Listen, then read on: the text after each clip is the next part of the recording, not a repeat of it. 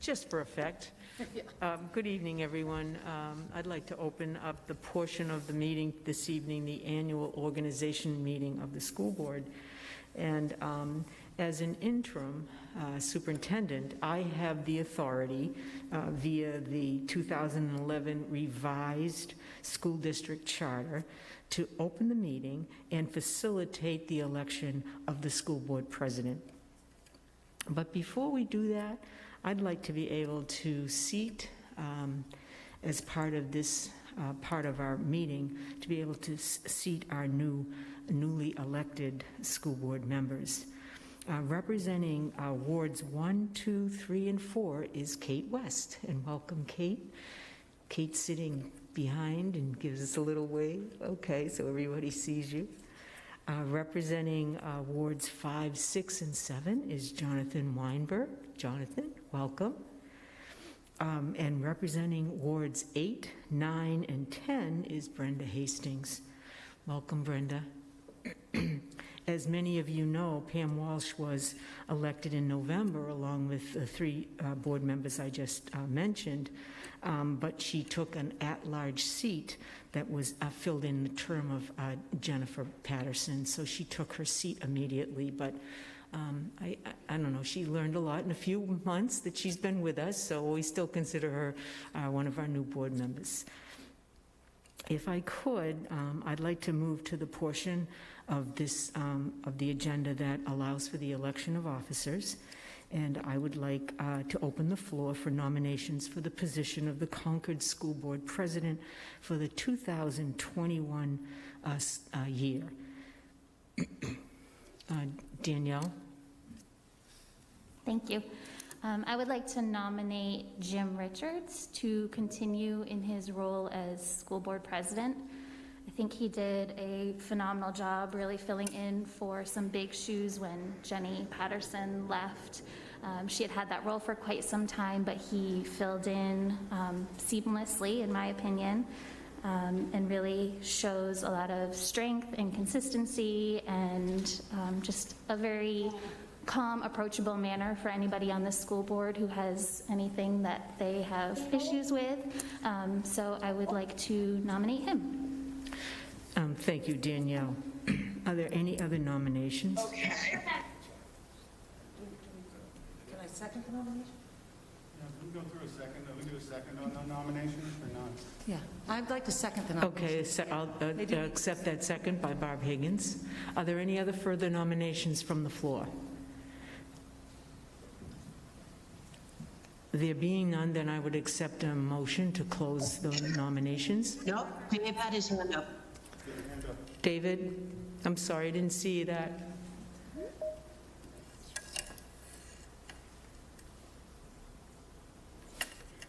No, I'm good. I was going to second the nomination, so I'm fine. Thank you. Okay, thank you, Dave. I'll accept a motion to close the nominations if there... So moved. Is there a second to that motion to close nominations? Second. Second by Danielle Smith. All those in favor? Do we need to do roll call because? Yeah, we will have to do roll call because we have folks that are joining us remotely. So with that in mind, I'll do the roll. Barbara Higgins. Aye. Gina Cannon. Aye. Danielle Smith. Aye.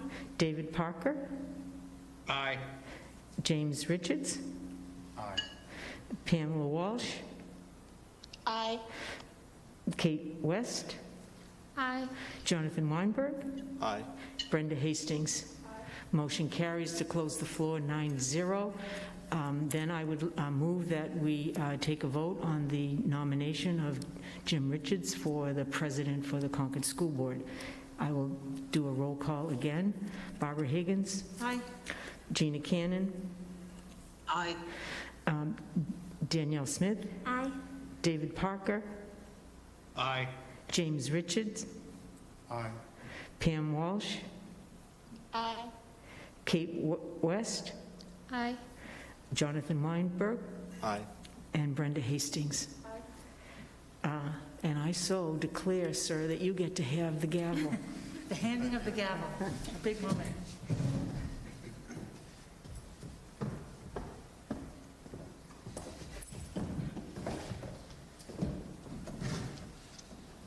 first of all, let me thank Danielle for a very kind and generous nomination, and thank everyone on the board for your support. I'm honored and humbled to serve. I won't always have all of the answers, but I always will do my best and be always there to help you find the answers. And I'm very excited about this board.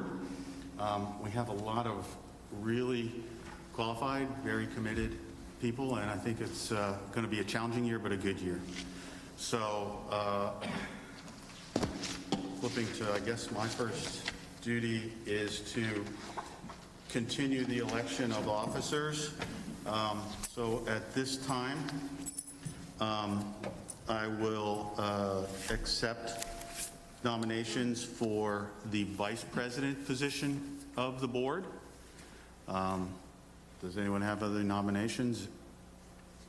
If not, I will nominate Barb Higgins.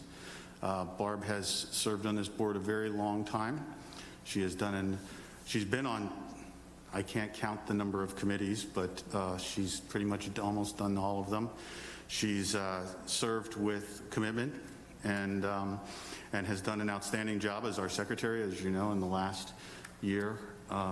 And I think she would do a fine job as the vice president. Is there a second to that nomination? Okay, seconded by Danielle. Are there any other nominations for vice president? And will people help me with the people behind, because I can't always see.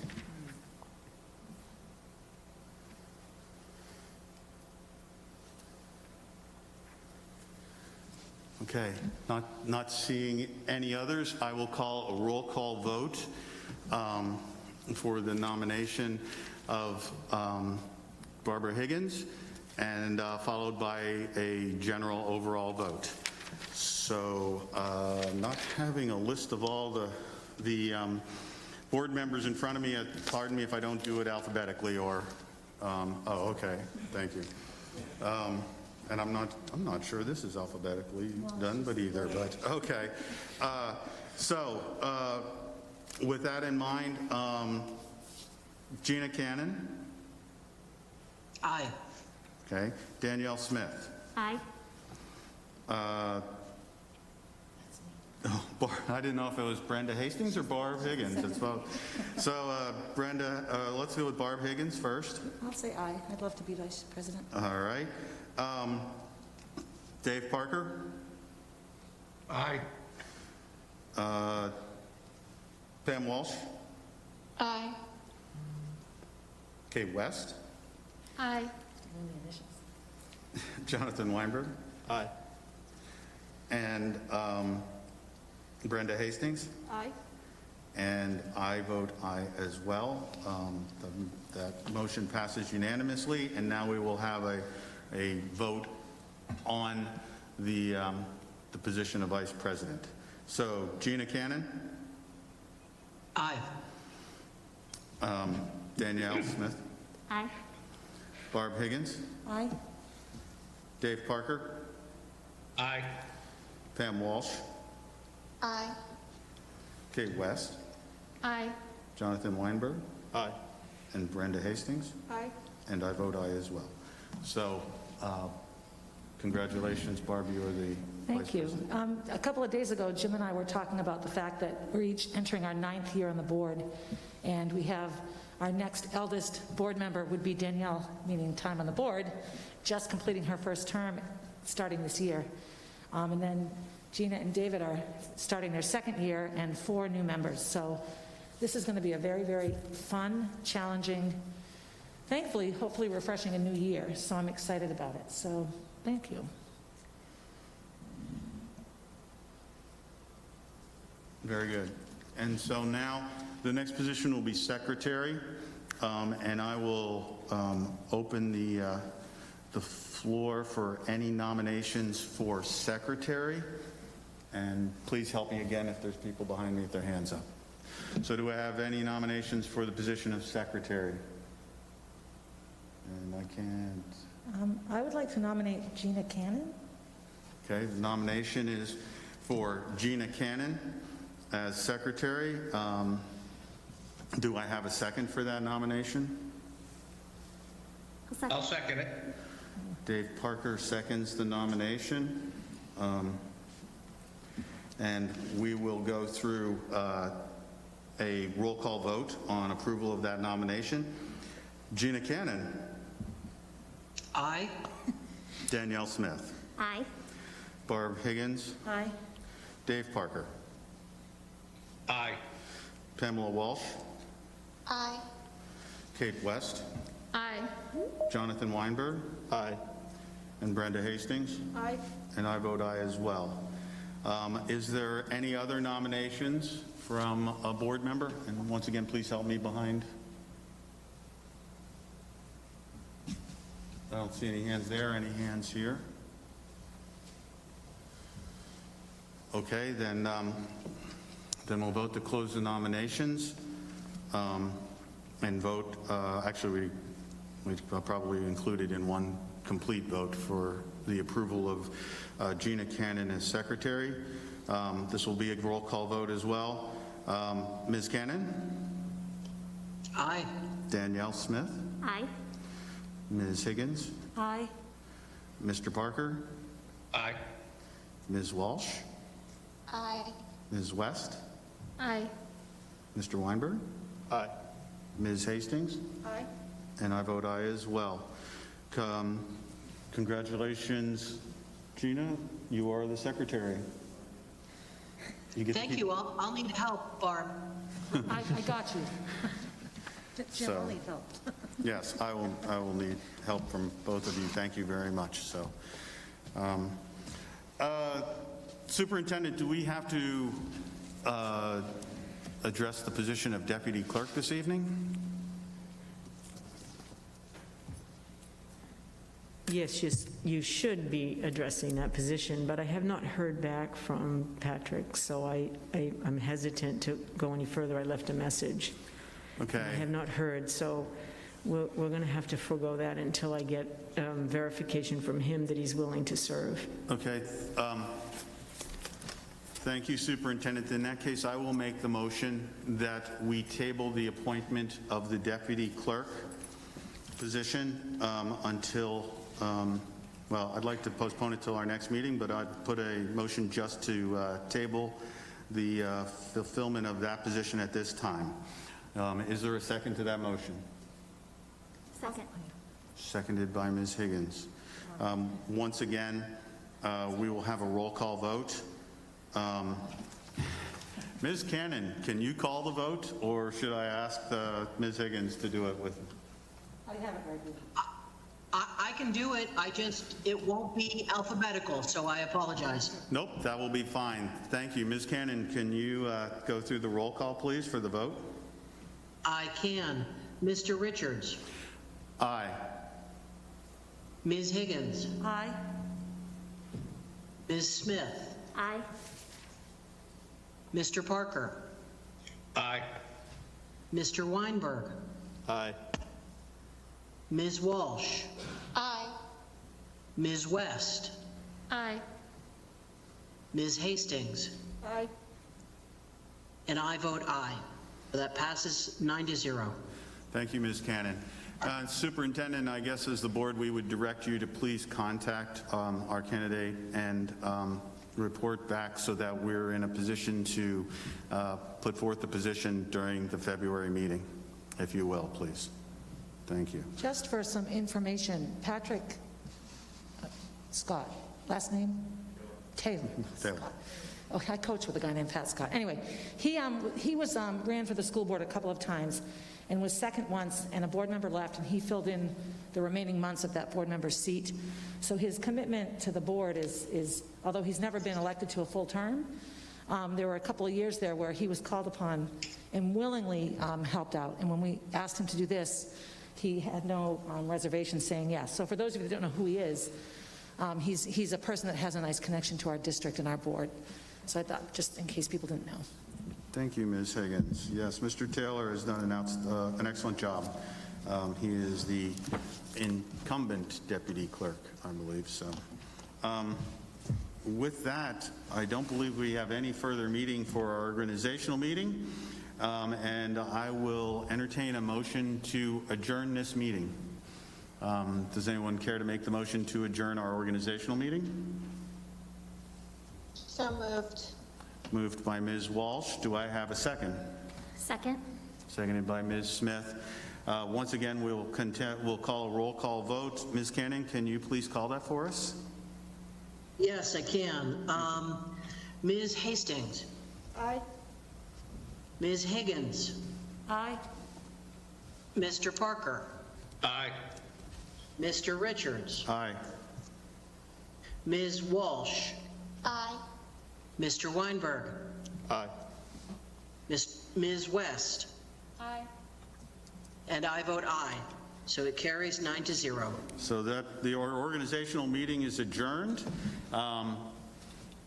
Does anyone need any sort of a brief break before we go into our regular meeting, or? I don't think I voted, but I said aye. Oh, okay, sorry. Did I miss you, Danielle? I'm That's sorry. okay. I'm working on trying to do it alphabetically Yeah, over I here. noticed. No, thank you very much, Daniel. So, Jack, are we prepared for our regular meeting? And Josh, are we good just to go straight into our regular meeting? Yeah, we can go right into it, yeah. Unless there's any objections, and I don't see any hands up behind me. Okay, in that case, then I will call to order the January meeting of the Concord School Board. Welcome. Happy New Year, everyone. And with that, we will go to approval of the agenda. The agenda should be in front of most of you. And if anyone has any questions, feel free to ask. But barring any changes or any amendments, then we will go to approval. Does anyone have any changes or amendments that they would like to propose to the agenda? Not seeing any. Do I have a motion to approve the agenda for this evening's meeting? So moved. Moved by Ms. Higgins. Do I have a second? Second. Seconded by Mr. Weinberg. And we will take a roll call vote. Ms. Cannon, will you please call the vote, or roll call, please? Yes. I'll do it better this time. Ms. Hastings? Aye. Ms. Higgins? Aye. Mr. Parker? Aye. Mr. Richards? Aye. Ms. Smith? Aye. Ms. Walsh?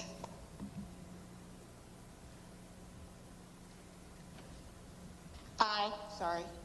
That's okay. Mr. Weinberg? Aye. Ms. West? Aye. And I vote aye. So the approval of the agenda is 9-0.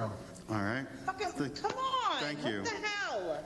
With the approval of the agenda, we will move on to the next item, which is approval of the board minutes of the regular monthly meeting of December 7th. The board minutes are published in the book, the board book that everyone should have access to, and the public can access it through the school board website.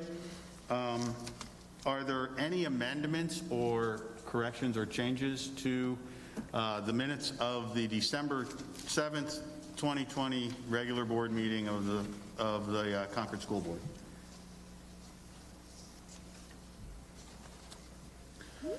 Not seeing any hands, then can I have a motion to approve the board minutes of December 7th, 2020? So moved. Moved by Second. Ms. Higgins. Do I have a second? Second? Seconded by Ms. Smith. Ms. Cannon, will you call the vote whenever you're ready? Okay. So if I get people's honorific incorrect, please correct me. Ms. Hastings? Aye. Ms. Higgins? Aye. Mr. Parker? Aye. Mr. Richards? Aye. Ms. Smith? Aye. Ms. Walsh? Aye. Mr. Weinberg, Aye. Ms. West, Aye. and I vote aye. So the minutes are approved 9-0. Thank you, Ms. Cannon, and I appreciate you clarifying with the honorific as well. Thank you, I appreciate that. Moving on to the next is the recognitions and reports. First up will be a report from Executive Director of Concord TV, Mr. Josh Hardy. Mr. Hardy, can you come down, please? From behind the scenes over here. Yeah, so you're off camera at this point, so. Good to see you again. Happy New Year, Mr. Hardy. Thank you once again for all your hard work in televising and videoing and streaming our meeting. Everyone can hear me okay? All right. Because I can't adjust it now that I'm up here, so we're stuck with it. Jack, if anyone says anything on the computer, up to you to mute it. So thank you for the introduction. Yes, I'm Josh Hardy, Executive Director of Concord TV. And I like to get up here just especially when new board members have come on to just explain who Concord TV is, although Barb and Jim, you both have heard this almost 9 times probably, almost there. But we just recently published our annual report for the 2019-2020 fiscal year and just sent Superintendent Murphy a copy just a couple hours ago. We do have a copy of it up on the screen behind you. We're not going to go page by page, but I will be emailing a copy to all board members probably tomorrow morning or afternoon. But kind of just to break down a little bit what is Concord TV, because I think even those of you who know us, there may be just sort of, you know, of us, but not why we exist, our funding. So I'll give you just really the quick version in that we are what's referred to as a PEG station, which is Public Education Government acronym, and Concord School District fits into the education component of that. Government is primarily city government, not necessarily state, although we do some state since we're in Concord. And then public access, which is all about First Amendment right to free speech, that Concord residents can record programming with us. And yes, we are still a vital resource despite the fact that cable TV is not as prominent as it used to be. You guys probably know that firsthand, right? You know, cable subscribers. But our primary funding comes from what are known as cable franchise fees, which are collected by the City of Concord from Comcast, who operates as the main cable operator here in Concord. And then Concord TV contractually receives 33.5% of that funding. And that's, in a nutshell, how we're able to operate on an annual basis. And I know that's like the driest thing possible, but it's important to know why we exist. We're not a for-profit, we're not a school department, we're not a city department. We have a board of directors. My boss is David Murdo, who's the chair of the Concord TV board. And I answer to them. It's a really great system. I love the fact that we are a nonprofit. What I love even more is the relationship we've built with the City of Concord, with the Concord School District, and with community partners.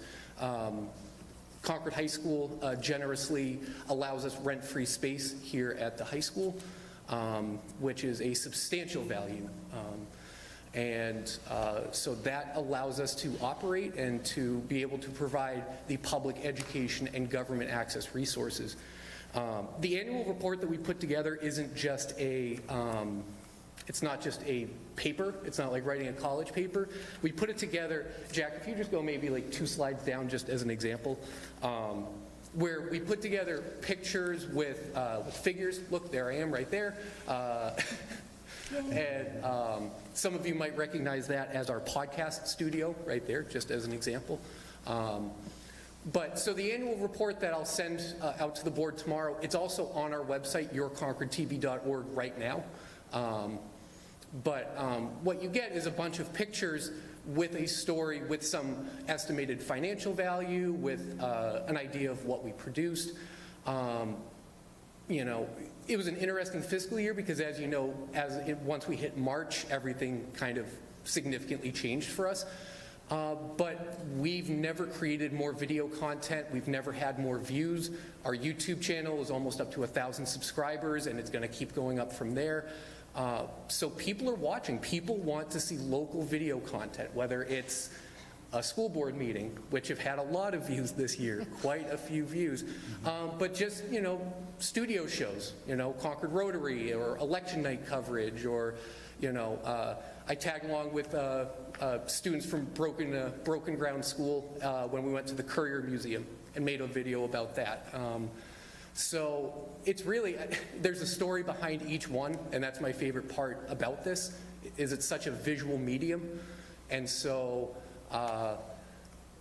the theme of this annual report was adding value, which is financial value for sure. We put a estimated financial value for everything, but it's also the preservation of memories that Concord TV provides. I mean, that is invaluable. So, again, I'm not going to go through each part of it, but I would highly encourage you, I'll send you an email tomorrow. I would encourage the public watching to go to our website and look at that report for yourselves, because Concord TV continues to thrive, continues to provide value, and I just wanted to also offer to current school board members, new school board members, if you have ideas, if there's certain things going on in the school district, we don't know about every single thing that's going on, but people will give us a tip and say, hey, the art program is doing something cool, so we go record a video about it. So,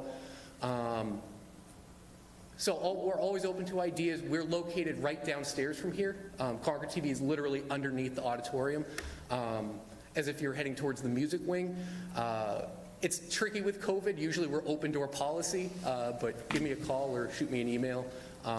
And when the pandemic's over and it's safer to, gather in person, any of you are welcome to come stop by and see our studio downstairs, our podcast studio, our training facility, and thank you to Concord School District for providing the space for us. But at this point, I can answer questions. I don't want to take up too much of your time. I actually just want to point out, so like 11 years ago when I was still teaching here, when CCTV first arrived at Concord High, maybe it was more than that, but a long time ago, one of the first things that the TV studio did was change our morning announcements from an administrator on an intercom to a TV show.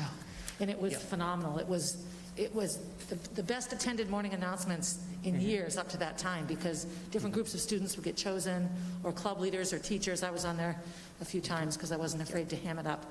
But it was just such a gift, and it really was revolutionary in how students can share what they do and interviews, and it's really blossomed from there. So that's a wonderful partnership with us that was wonderful for our high school kids.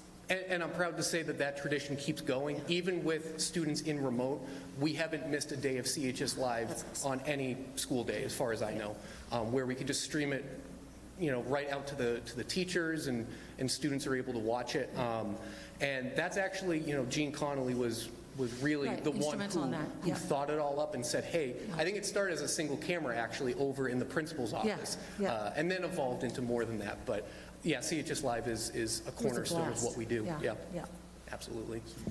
So, thank you, Barb. I'd like to second that. You did a pretty good comprehensive job there, Josh, of outlining various items where you contribute to the community and various services that we do to the community.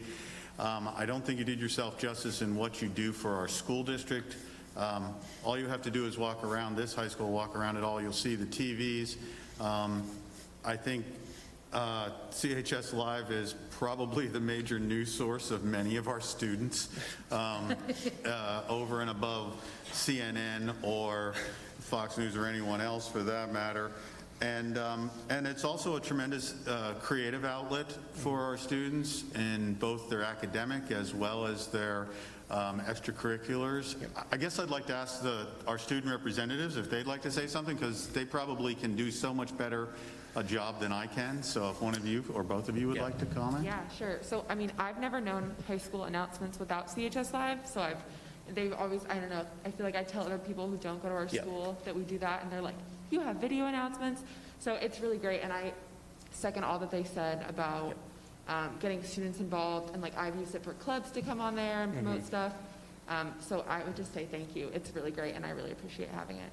Thanks. Yeah, and we look forward to doing even more with the school as we keep going. So, And the other thing, thank you, Josh, and the thing I'll bring out that I'd like to express thanks to you for is every year when we have public comment sessions and public testimony and hearings, we go remote into one of the schools. Either it's either Runlet or it's to Millbrook, or you go right there with us. This year we've really put a lot of burden on your extra outside of the school board room sort of production capabilities, and we're greatly appreciate the fact that you've done such a good job in making these meetings accessible to our community and to the parents and to anyone who wants to participate. One of the things of the board this past year, and I think I'm not speaking out of line for the board this year to say, is that we want to continue to be as transparent as possible, to give opportunities for people to see the business we're doing and contribute and to communicate to us. And so thank you for your help in that. Yeah, transparency in both city government and school district, it's crucial. And people can go back and find meetings that date back all the way back to 2001, 2000. So yeah, that's important. Thank you, Jim. I appreciate that. Do I see Mr. Parker, do you have your hand up? Yes, I do. Please. Thank you, Josh. I've been involved with TV station in a lot of different capacities, and I also appreciate a lot what you do. I just had a question about the metrics of how much are you watched? Are you able to measure that?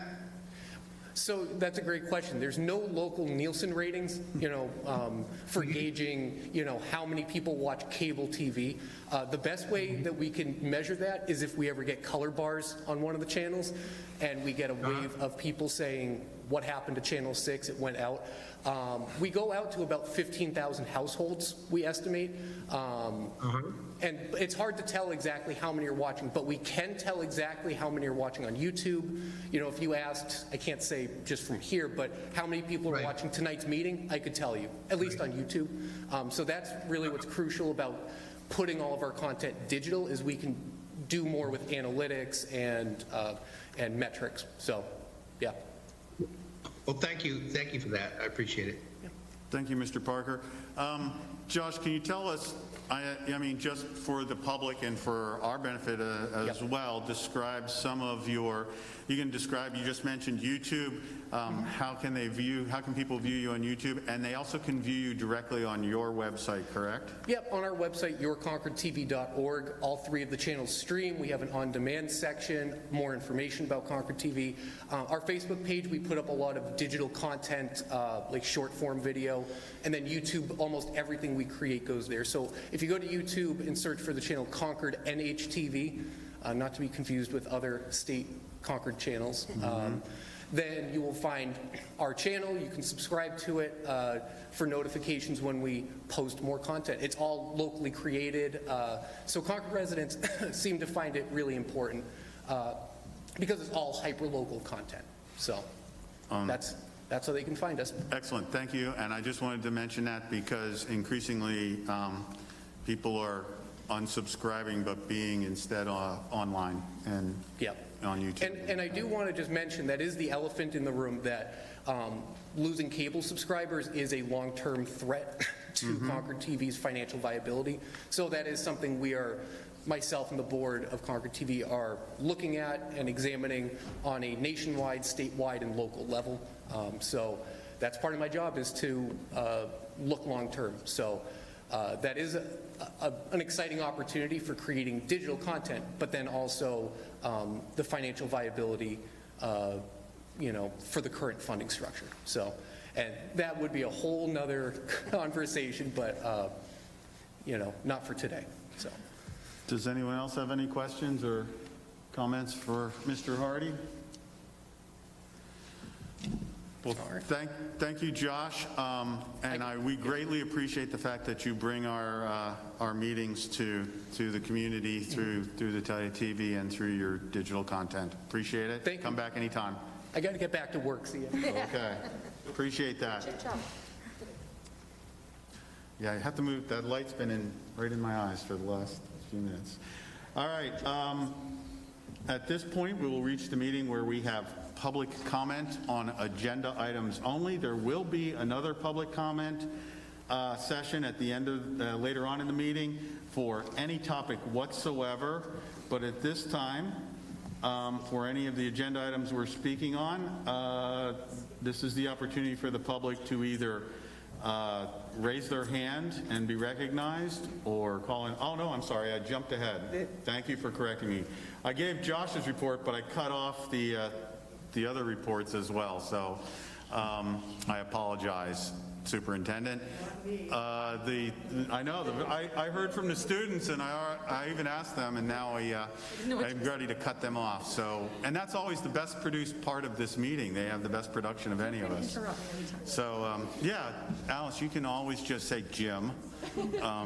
So anyway, I apologize, my sincere apologies. We are at the point of reports from student representatives. So, student representatives, welcome again to joining our board for this new year. Thank you. So, looking back at the end of last year, December at CHS was shortened because of our winter break, and obviously a bit different this year because students were remote.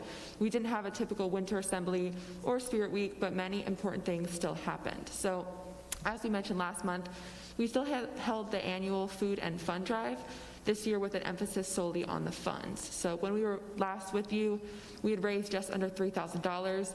With the fundraiser closing at the end of last month, $8,250 had been raised on GoFundMe, an additional $1,000 donated, so we ended with a total of $9,250 to donate. So last month, Janita and I met with Assistant Superintendent Donna Pally and our Safety Title IX Officer, Karen Fisher-Anderson, to discuss new ways we could be helpful and involved as student representatives, specifically in terms of policy work. So we discussed policies around our transgender students and those dealing with teen pregnancy, specifically through the lens of who would be the best groups to gather input and feedback from. As you know, it's very important to hear from those that will be directly impacted by the policies put in place. Ultimately, together, we decided that while Janita and I are more than happy to help however we can with these policies, and since we had already defined groups to gather feedback for those policies, that we would shift our focus to the bullying and potentially the hazing policy. These impact everyone regardless of age in our district, and it is our goal to gather input from a wide range of stakeholders. Through our specific role, we are going to focus on students. Here you go. Since this meeting, we have focused on reading through material related to this policy in order to gather ideas for how we'll plan student input. As you know, last year we did a school-wide survey at CHS for student-teacher relation policies and had began to plan focus groups for another policy right before the pandemic hit and we went remote last spring. We know that based on the content of the format of the policy as well as who we are gathering feedback from can change the best way to gather information. We are planning to have another meeting on January 13th with Donald Pelly and Karen Fisher-Anderson about how we can work on the bullying and hazing policy, as well as finding ways to improve and gather feedback from students. We will go over the policies to see what needs improvement and what we can add. Our goal is to provide our students with a safe environment and a policy that they feel helps and supports them as students. Due to our special year, we are not holding a traditional midterm week. Individual teachers will be choosing to handle the end of the semester differently. Some teachers will have their students work on competency recovery, as where other teachers may hand out midterms while making adjustments to how they would typically assess in January. The second quarter will be extended to January 29th. Just want to close it by saying I hope you all had a wonderful holiday season, and we're really excited to spend 2021 with all of you. Thank you very much. Do we have any questions from the board or that they'd like to pose to our students? Ms. Cannon. Your hand is up. Didn't mean it to be. Oh, okay. That's fine. I didn't want to miss you. Mr. Weinberg. I know that there have been some changes with the grading policy this spring. Can you touch a bit about, I know you mentioned that. Can you touch more upon that?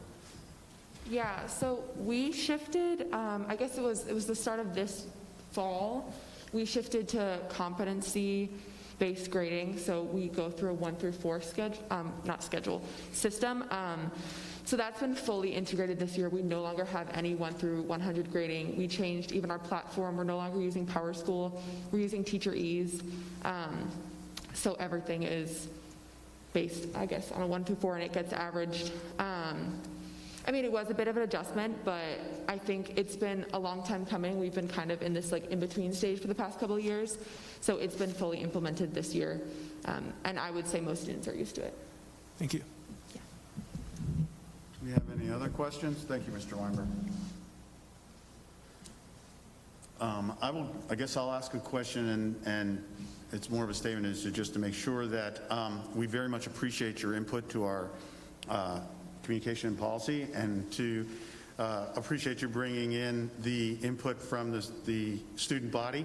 I realize it's a very challenging year, especially when those times when you're remote, to be able to do that, and would encourage you that if you need any technical or support of any sort with regards to reaching out to students, that please bring it to our attention or the attention of the superintendent, because we do want to facilitate that.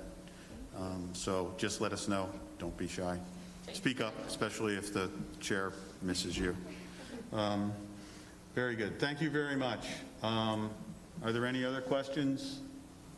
I got to do a little twist to make sure, because our board members jump from one side to the other sometimes here. All right. Thank you, Superintendent. Do you have a report for us this evening? I do, but I'd like to just introduce the folks that are with us tonight from the administration. Donna Pally, our assistant superintendent; Jack Dunn, our business administrator; Larry Prince, our HR director; Matt Cashman, our facilities director. On remotely with us tonight is Steve Mello, our athletic director. Joining us in the audience is Mike Reardon, our principal here at Concord High School, and Paulette Fitzgerald, our principal over at Runlet Middle School. Also joining us this evening remotely is Pam McLeod, our technology director. So I think I got everybody. I hope I didn't miss anyone. Oh, and that's good. That's a good thing. So yes, I do have a brief report for you, and like everyone else, we all had a break with a holiday break and New Year's, so perhaps my report is a little bit shorter than normal. We have some good news, and I think this is good news. We have been informed by our school nurses that most of them, all of them, either have had a first dose of the vaccine or are scheduled for their appointment this week. So all of them have been very engaged with it. They're very pleased that they were able to be in that first tier of essential folks that work in the boots on the ground, if you will. So it was awesome to hear that they had received their first dose, or will this week. And I think it's a good message, too, to let our staff know and let the community know that the vaccine is something that we should all consider in terms of dealing with this pandemic. So kudos to our school nurses. I really appreciate that. I also understand that they were part of some news reports and other media press, so it was also good to hear. Just so you remind everyone, students in grade K through 12 are currently in remote learning, and they will remain in remote learning until January 19th. And at that time, they're scheduled to return to a hybrid model on January 19th. But as all of you know, it's a day-to-day kind of decision. We spend every day looking at the dashboard with all the data. We get reports from our building principals. We will present and talk with our instructional committee next Wednesday before we make any moves or change any of our position. Right now, we want to go to hybrid. I think it's important that we see the youngsters back face to face, all of our students, but in no way will we jeopardize anyone's safety, the students and or our faculty, staff, who will need to be there also. I do want you to know, however, that we do have some students who are currently receiving services at the schools. And it's really based on those students that are available, if they're able to come in, if they're not in quarantine or have had some restrictions, or our teachers, the same thing. You know, our teachers are just like everyone else in the community faced with the pandemic. So if we have the resources and the students are able to come in, we are addressing some of our students and providing those services. You know, the third piece of my COVID update is really around the athletics. Steve Mello, our athletics director, is here with us tonight. So if you have other questions specific, Steve is here able to answer. But you know, we took a respite around the holidays with the athletic program, and in large part due to our need for resources and our staff to be coaches, assistant coaches, referees. We knew that we were that we were concerned about the number of folks to supervise. We did have some students also who were forced into quarantine. So we took a respite. We backed away from athletics. I met with Mr. Reardon. I met with Steve Mello this last week. And students are returning to the athletic program. Today, first day back, Mr. Mello did an assessment to see what the viability of bringing the youngsters back. So for the next 2 weeks, we will finish tryouts. You have to remember, we stopped tryouts in the middle of their, you know, that period of time because of concerns. And we also will assess the number of student athletes who are able to participate in the program.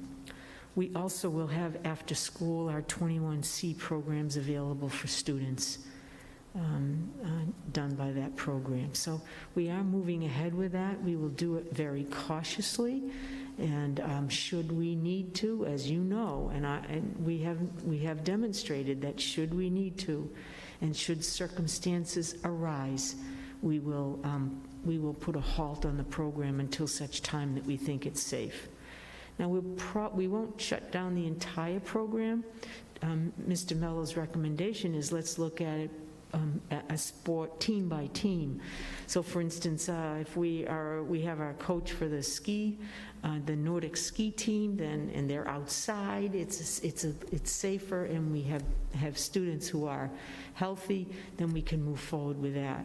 But if we have another team that perhaps coaching and/or students have had have received a positive test result, then we will close that program down for a period of time until we think it's safe to come back. So that's kind of how we left it for now. And again, we will monitor that every day.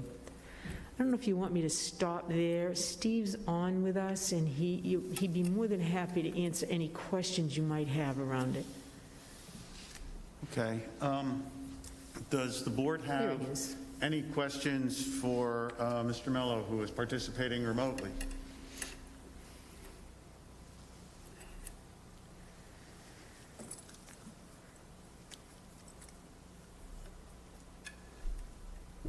I do not see any hands. Mr. Dunn, are we clear? Nobody has any questions?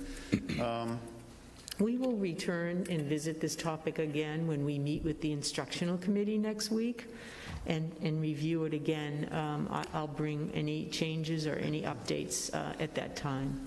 Well, and I would like to ask that in the report to the instructional committee, which is appropriately the place that you would do this, if you or Mr. Mello would just give us a continuous update, just an update even after 1 week of being back, of the success. I don't see any difference in the plan and the athletics department did a very, very thorough and good job in crafting and presenting the plan of athletics. And, I just want an update on how are we meeting that plan?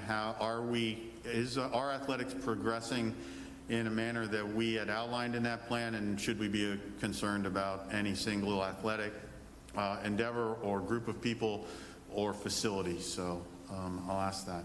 Okay, will do. Okay. Anyone else? Ms. Walsh, I think I see your hand. I have a question for the superintendent that's not related to the sports program, but we had talked at our last meeting about whether you were taking a look at how we're doing remote in the upper grade levels, given some of the concerns we've had from families, and I'm wondering if there are any updates on that. I don't have any updates tonight, but we have done that. We went back and we looked at it, and I will tell you that at the middle level, they have proposals relative to how they will deliver remote and hybrid at the same time, so that they can, so that the youngsters will have more time relative to those subject areas. And maybe Mike can speak to the high school. We have a meeting actually tomorrow morning at 9 o'clock to kind of finalize this. So maybe Mike can answer that a little bit more for you. Good evening, everybody. We're also going to do have our kids in 4 days a week, still in cohorts, but everybody's going to be present for all the classes except for Flex Wednesdays. So that's going to be a significant increase in the amount of contact with their teachers each week. I hesitate to bring it up, but it's an important topic. I'm going to just take a minute to talk with you guys about, and then at our instructional committee meeting next week, we'll have a lot more detail and a lot more depth to talk about. We've become aware that we have a significant number of kids who are not engaged in their learning right now. And as a result of that, we are going to be making a series of specific proposals regarding how second semester is going to run and some of the options we want to present. But I think it's, as long as I'm standing up here, I thought it was important to put this in front of the full board, just to be transparent and let you know that we are aware of that problem. I think it's too easy to say it's just COVID related. I think the situation is such that when we are in a normal mode of schooling, for kids who do not do school, for kids for whom school does not come easily, every time they go into a classroom, every time they go around a corner in the building, there's an adult there to support them, to get them back on the right path. Now, in a remote setting, we're in a situation where maybe it's just too easy to get up at 10 o'clock in the morning rather than for your 7:45 class. Or if you miss a series of classes in a row, just to give up. And just to anticipate your questions, we obviously spend a lot of energy and use a lot of different strategies to get in touch with parents and to get those kids re-engaged. But the situation is just such that it's not working to the degree that we need it to work. So we've been talking, the administrative team has been talking about some very specific strategies to address this as second semester comes up. So again, I just want to put it, I know this is not right now the time to be talking about this in depth, but next week we'll be talking with you folks about how we're going to address this. Thank you, Principal Reardon. Ms. Walsh, did that answer your question, or do you have any additional follow-up? answers my question in that we will have an answer. You know, I would hope that any information that can be shared before the instructional committee meeting so that people have time to digest it and get feedback would be helpful. As I said, tomorrow morning at 9:30, we have our meeting with our principals, so we will be putting all the pieces together and so that we have information to share. And we try to get that information out before the meeting in a packet or an email, so we will do that. I think they've all... And I'm saying not, but I would hope to the public as well. I mean, I heard us say that kids are going to be back in school 4 days a week, so I have a lot of questions about how that's going to work and really looking forward to the answers. So what we had planned was we would present to the instructional committee next week, and then we would communicate that out to our families once we reviewed that plan with the instructional committee to move forward, so that families understood what the impact of that 4-day would mean for the youngsters.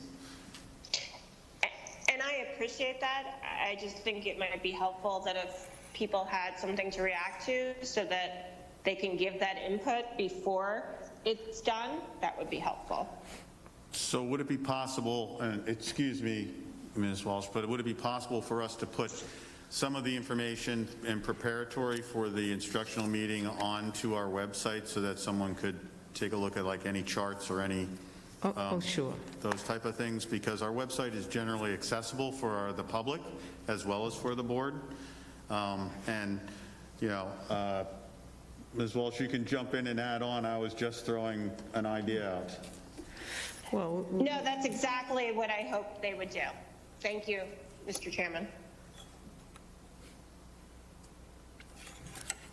Great. Any other questions on COVID or any related? Then I'm just going to go on then. I just want to bring up our Anti-Racism Equity Advisory. Will be meeting on January 12th. Next week at 3:30. We will be holding that meeting remotely. That meeting will really focus on the mission and vision of the work that we're doing in the district. So those folks that are participating, it would be behoove everyone to be there for that meeting. I think it's going to be important. I do know that there are members of the school board that have in the past served on that committee. I know that Mrs. Patterson and I believe Liza Poignet was also on that. So I think it would behoove the board to have representation on that advisory from the school board. I would totally wholeheartedly agree.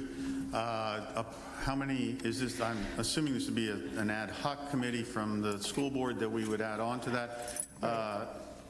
What are the number of board members? We've had 2 in the past.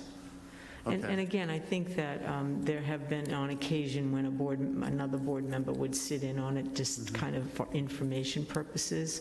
But I believe, I'm going to turn to Donna because it was before my time, but were there 2 board members? And yeah, and sometimes we saw a third, you know, because they were interested, they wanted to hear what was going on. So I would encourage encourage you to assign or ask some people if they're interested in serving on that. It'd be very important. If there are fellow board members who would like to participate in that meeting, please contact me directly. I think it's a tremendously important meeting. Unfortunately, I work full-time, and these meetings are during my work hours, so I can't participate. So I look forward to some support from the other board members that may be interested in participating and representing the board on this committee. So please send an email or call me, and we will take a look at what we can put together for you, Superintendent, because I think it's critical that the board participates. I think it's critical for us that the board participates as well as for the success of the committee. Great. Thank you. That'd be great. That would be wonderful. I just wanted to kind of update you on the goals. You know, we held our third training with our administrative team. That's the entire administrative council, all department heads, principals, assistant principals, special ed coordinators, all participating in this third session of training around racism and equity. We did that in December. We have another training scheduled for January 26th. So we're moving ahead. That was one of the goals that we set early on with the committee, was to provide the training to our administrators. We also know that there's going to be a training session at your retreat on January 16th.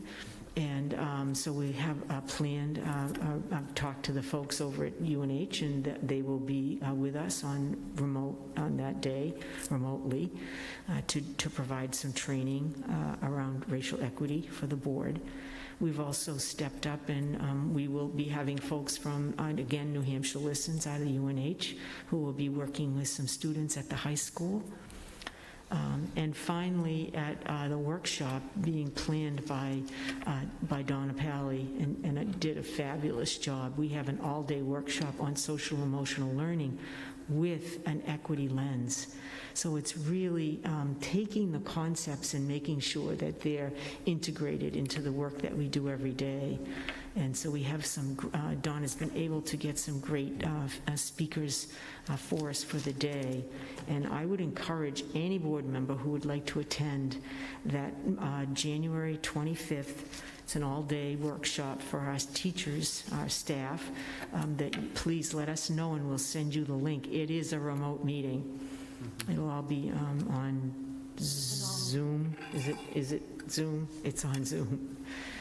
Okay, so we are making some progress. We're, small steps, but I feel like we're moving forward to making sure that we do the training in the district and with our staff, and now we'll bridge that gap to our students, which I'm really excited about. Thank you. Do any board members have questions for the superintendent relative to this topic? Mr. Weinberg. Thank you for the presentation. What are some of the exercises that are used in the trainings? I'm sorry, can you say that again, Jonathan? What are some of the exercises, like in the trainings? Like, is it implicit bias or like person-to-person, just interaction, communication? Oh, yeah, it's a variety of things, they do a presentation on various, we always have homework, first of all. And last homework was a chapter in one of the books on equity, and we had to read that, and we share that. They break us out in small groups. We go to Zoom breakout rooms. We share thinking that we read in our chapter. They also will do a video. They'll show a video, and then we respond to that, and again in very small groups, and then come back as a group and share everything amongst all 30 of us. And so it's been very effective. The sessions have been very well done and well received. That was really more. It was very important to us that the staff felt that it was good information, valuable, and really helped them to be very reflective on this topic. Thank you. Other questions from the board? Just the last couple of closing comments. I just remind you about your retreat on January 16th, starting at 8 until 2 o'clock. The focus will have an anti-racism training, as I just mentioned. We'll also have one of your legal attorneys that represent the district there to discuss roles and responsibilities. And probably the most important thing will be for you to develop your goals based on all of your committee work. We're going to break you out into committees. We'll rotate that so everybody has a voice. But we think setting those goals and really determining what your next steps are as a board as it impacts the school district. So that, to me, is going to be very important to get done. Thank you, Superintendent. I have a question following Mr. Weinberg with regards to our racial equity training. And forgive me if I missed this, but it sounds like there's a lot of training going on in the high school with the students as well as with the administration and faculty, and that is an outstanding start, and I applaud everyone for participating in that. But I would ask, do we have a program for our middle school? As you know, some opinions, biases, and misunderstandings start earlier than high school. So I was just wondering if we have a training program planned to make them more aware and create a little more understanding at that level.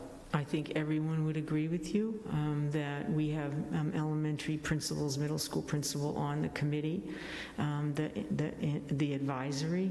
But right now we focused on those. We just, we could spread the work out for as much as we can, but no one would disagree with you that we need to focus on the middle and the elementary schools also. We just don't have a specific plan yet, and I use the word yet, for that group. But you're right, it has to be done. Okay, I just wanted to make sure that it sounds like there is a strong start, and I applaud you for that, as I said. But I just wanted to see if there was a plan for addressing one of the nice things training is, and curriculum at the end. Right, one of the nice things, like Paulette's on it at Runlet, and Chris Gallo is on it as an elementary principal, and it's really great because then the ideas that we do and the activities that we do in our training, they take back and use with their staff, so that we're not just sitting in a meeting and listening or training, just listening, but we actually are using it in an active way. So I expect that will continue to grow and to nurture and to mature as we do this work. This is, as we said long ago, it's not just this year's work, it's work over time. Okay, So thank you. Thank you. And last but not least, I just wanted to let you know, we are delivering food, started back up today. We're delivering food out into the community.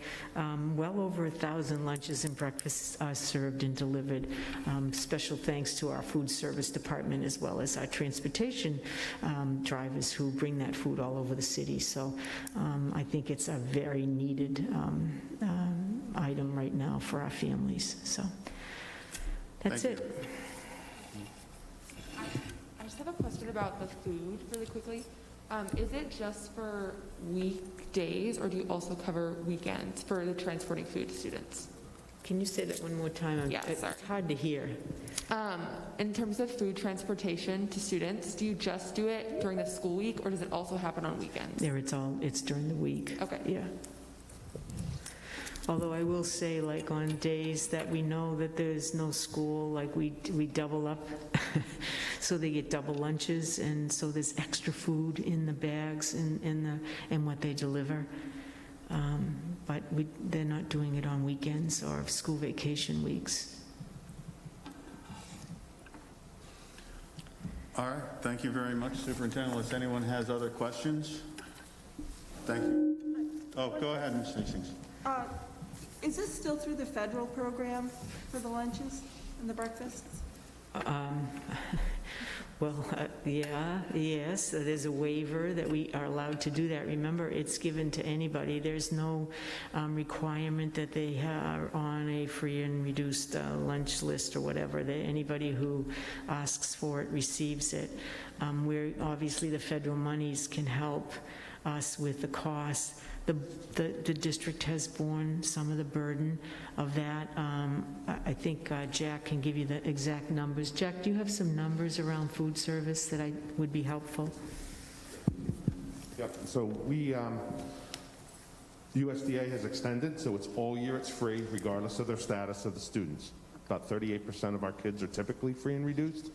But because they've extended this for the whole year, we'll be able to give meals out throughout the year. To Alice's question about weekend service, it is something we are looking at because the USDA has loosened a lot of the rules, and we're trying to keep our staff busy and keep the community fed. Great, thank you very much. You're welcome. All right. Very good. Thank you, Superintendent. Thank you, Mr. Dunn. I was just going to make a tricky byproduct of this is it's most important that everybody gets fed, but a lot of our funding comes from having to account for who we feed. So that school districts are losing hundreds of thousands of dollars nationwide in food service support because everybody can get it, so it isn't necessary to sign up for it. So this is another piece that has been tricky for us as a district, because we're, we need revenue to do these things. So that's another piece of the puzzle that everyone's working really hard on, but not a lot of people understand. I would urge you, when you meet with the Concord legislative delegation on January 29th, I'm just pulling dates up in my head here, on the 29th at 9 o'clock, we're having a remote meeting with them. I think that's an item that you need to bring to their attention, because everything is based on that, including our adequacy money. Our grants are all based on the free and reduced. And so yes, it's great that we're feeding everybody, but when the form isn't filled out and we don't have those hard numbers and we have to report the hard numbers, then it looks like we have a decrease in the number of students, when in fact we know that that's not. Yeah, there's actually been an increase, but they didn't fill out the forms. We don't have that contact with the families like we used to. That's a great item for your meeting with the legislative delegation on the 29th. Thanks for bringing that up, Barb. Thank you very much. Are there any other comments from the board or questions at this time? Okay, now is the time for public comment on agenda items. As I said before, there will be a second public comment session on any topic whatsoever later in the meeting. I will remind everyone that per our policy, please keep your comments to 5 minutes or less. And with that, Mr. Dunn, I'm going to invite anyone to make a comment either through Teams or I believe they can call in on the phone number as well. So at this time, if there's any public comment, we welcome it. Mr. Dunn, do we have anybody pending or waiting? So far, there's no hand raised, or there is no phone numbers. Okay. So we'll wait a couple of minutes, because sometimes it takes a little bit of time and the delay associated with some of our media that they don't hear me. But if you have a public comment, if you want to comment to the board, we do take emails, of course, and you can send that into the board, and we distribute amongst the board. But if you want to make a public comment this evening on the agenda item, now would be the time.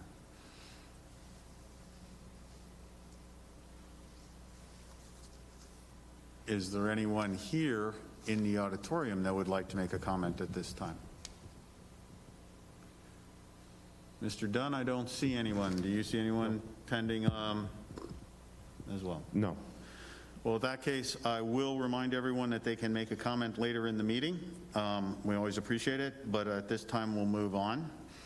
The next agenda item is personnel. Mr. Prince, are you doing this, or Ms. Superintendent, or how are we covering this? Larry's going to go right ahead. So this evening that you have two contracts, administrative contracts, that are in your packet. This is in response to the work that the board has done since I believe in November and December, that you authorized, discussed, and wanted to bring to the full board salary adjustments for Mr. Cashman and Mr. Dunn. This was based on the work that they have done over the last year, 18 months. In addition, it has also been in response to the incredible savings that they have made for this district, whether it was through construction projects that Matt has overseen, or whether it was the financial strategies that Mr. Dunn has employed in order to reduce bond rates, and just an incredible amount of savings for the community, in addition to the work that has been done around your trust funds that have allowed you to be in a position where you're able to Just think about it. You had over 4,000 youngsters go into remote learning, but because you had strategies that allowed you to move forward, you were able to supply the youngsters with the tools that they needed to do remote learning. A lot of districts really struggled with that. You were well positioned. So in both cases, Mr. Cashman and Mr. Dunn, you have indicated that they have provided service over and above what the expectations were for those roles.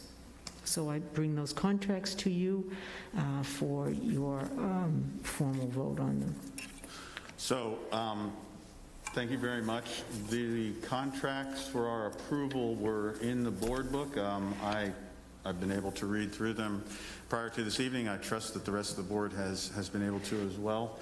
So I'm correct in the fact that we need to approve these contracts as a board. Do we approve them, and maybe Mr. Prince is, do we approve them individually or as a collection? I think that's your choice. I think it would be nice to do each one of them individually. I agree. I think individually is appropriate. So with that, I will make the motion that we approve the contract presented in the board book for Mr. Dunn as included on, and I'm looking here quick, pages 18, 19, 20, and 21.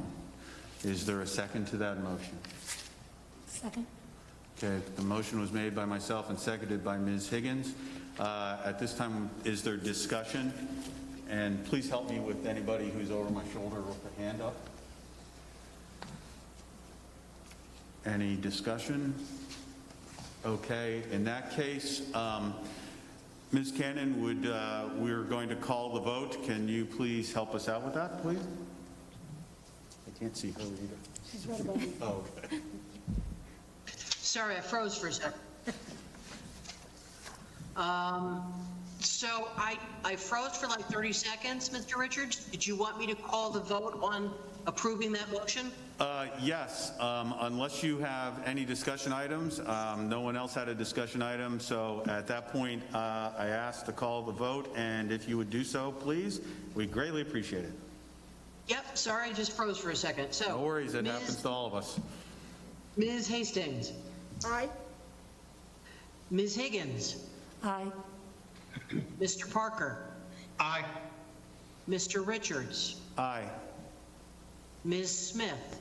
Aye. Ms. Walsh. Aye. Mr. Weinberg.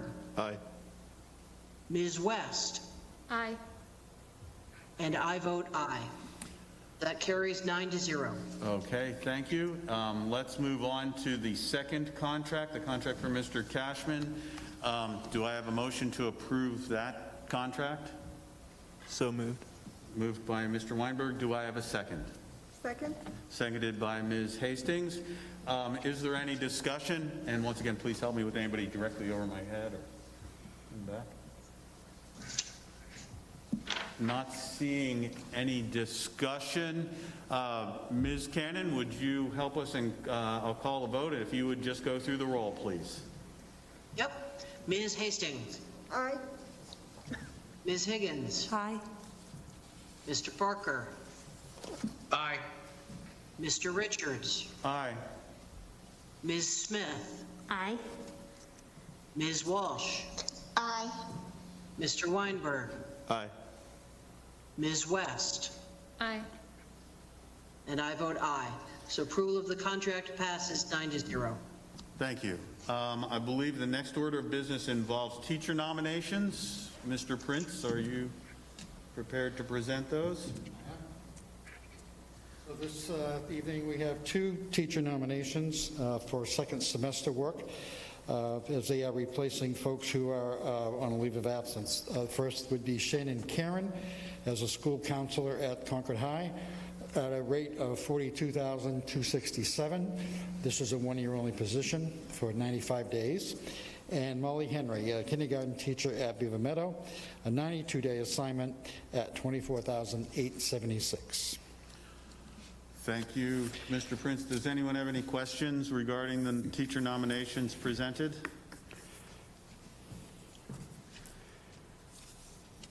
In that case, do I have a motion to approve the teacher nominations presented by Mr. Prince? So moved. Moved by Ms. Higgins. Do I have second?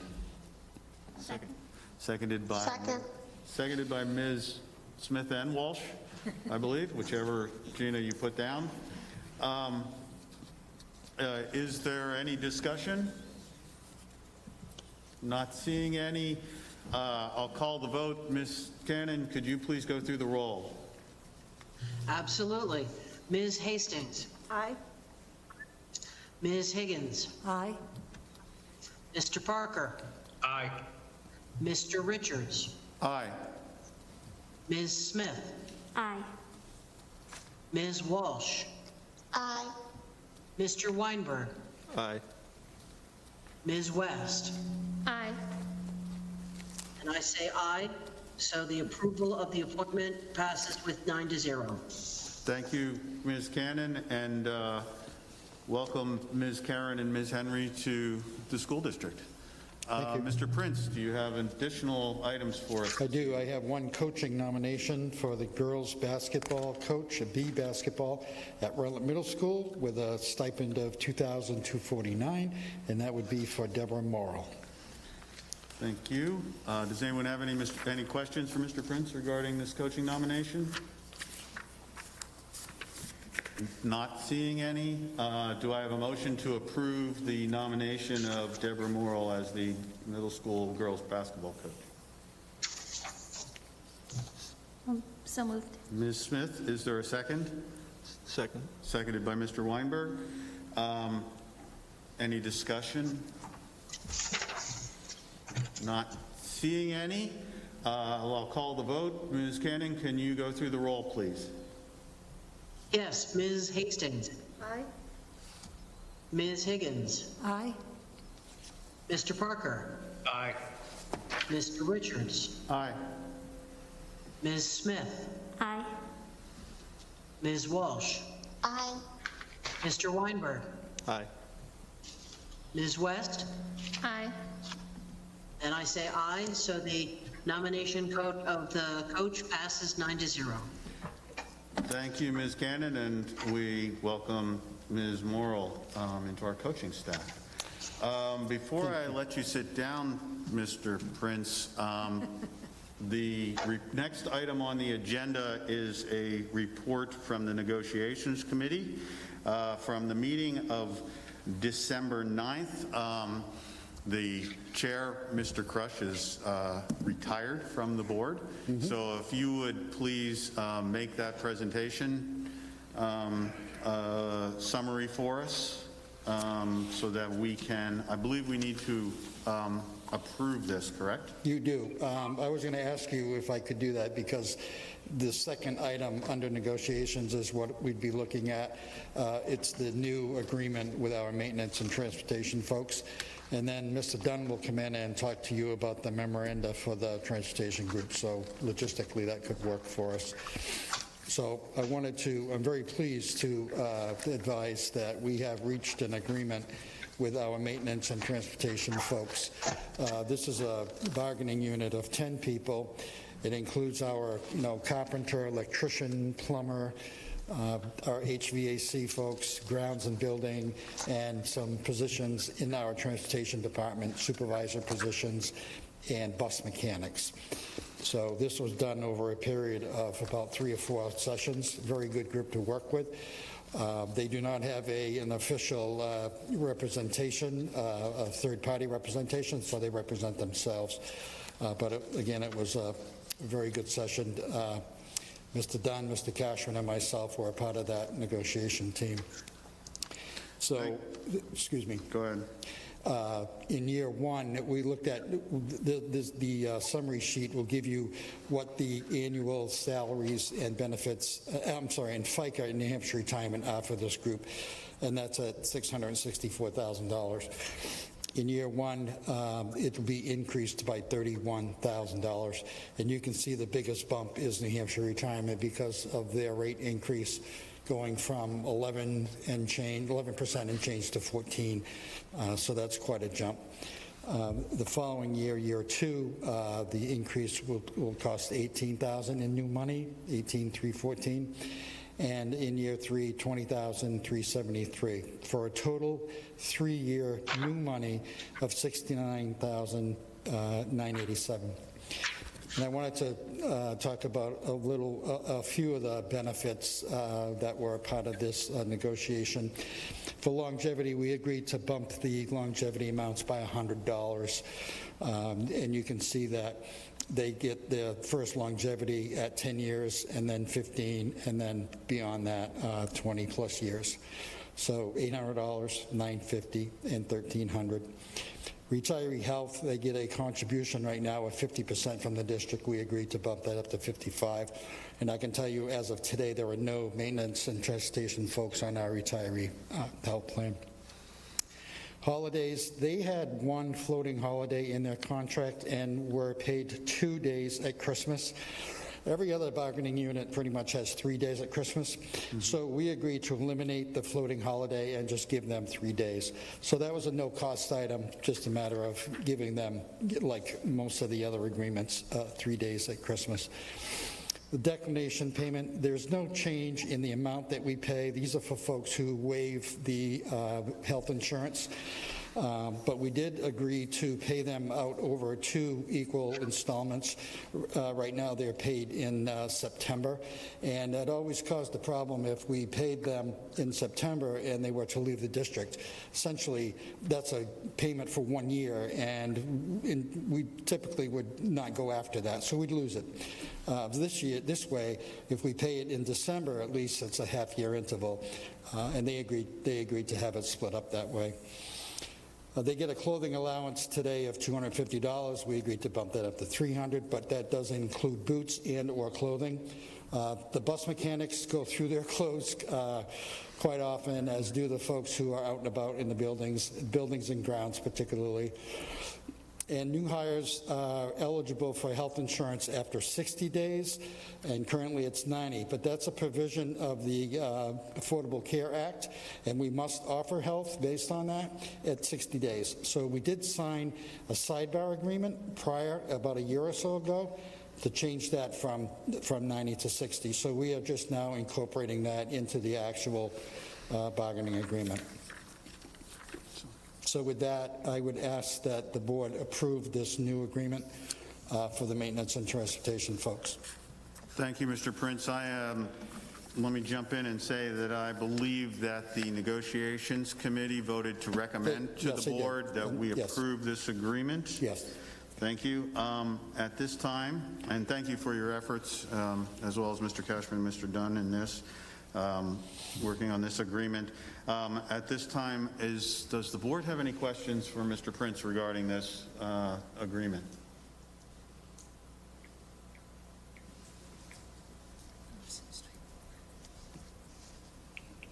I don't see any. Ms. I never know where to look for Regina. All right, Ms. Cannon, directly above my head. I just have a technical question. On the agenda, we have the CEAA memorandum and the maintenance and transportation and the UAW. Are we doing those in 3 separate motions, which I think would be appropriate? Yes. Yes. Yes. Okay. I'm just trying to keep everything straight. Yeah, we're only out of order because I'm doing it, and this way Mr. Dunn can come in and do the other 2 memoranda. So, yes, you are correct. Ms. Cannon, when at this time we're looking at just the maintenance and transportation agreement, right, which is the middle agreement, second agreement. Yes. And we made it the second one just to keep everyone awake and attentive, so that we don't lose everyone. And then we will address the other 2 items. I believe Mr. Dunn will be presenting those. So thank you. Just trying to keep it straight. Very good. Does anyone else have any questions for Mr. Prince? I don't see any. I don't see anyone here. So with that,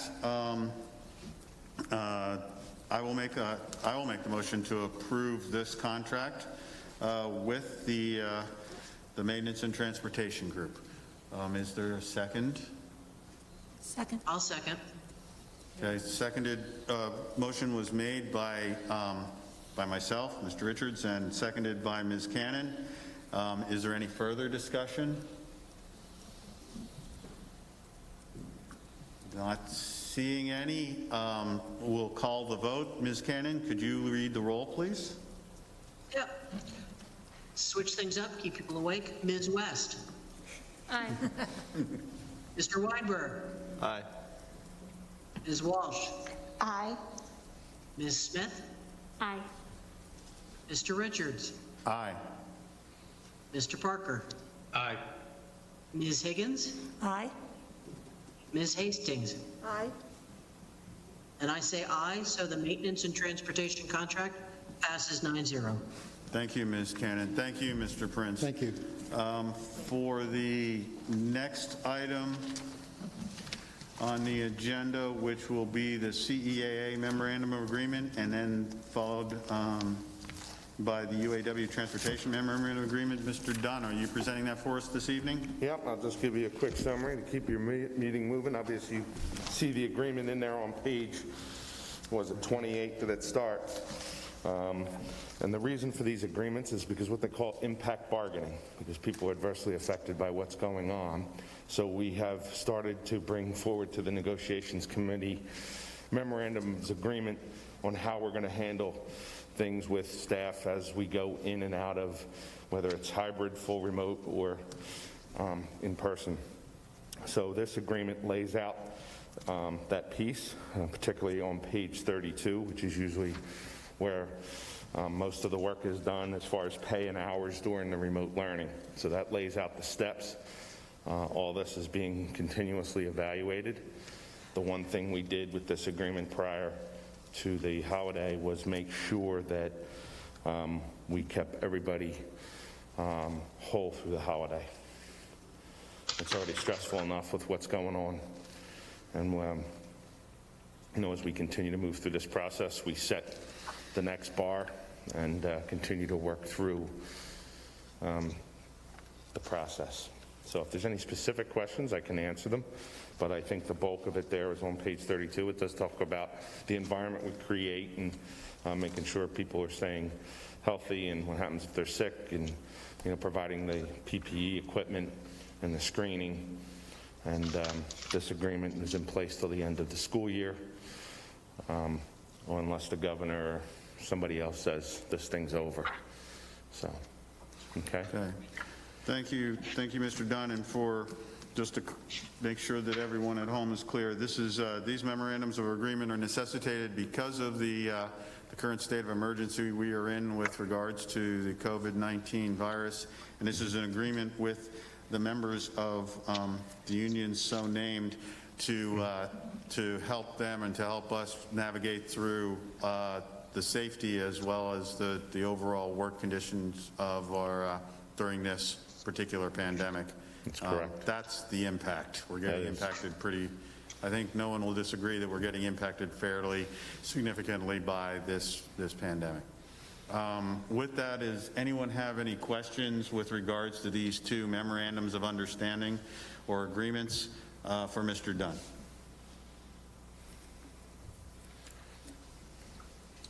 Not seeing any hands behind me. Anyone here? No. Mr. Dunn, do we need to approve these individually? And if so, which one would you What like? I just explained to you was for the ed assistants, so I'll ask you to vote on that, and then we'll move on to the transportation folks, because that one is one you've already approved, but we made revisions to it because that, again, had benchmarks. We hit that benchmark. Now there's another hurdle that we need to go to, and I'll explain that when we get to that agreement. Excellent. I just wanted to clarify the voting that we are doing right now. So this is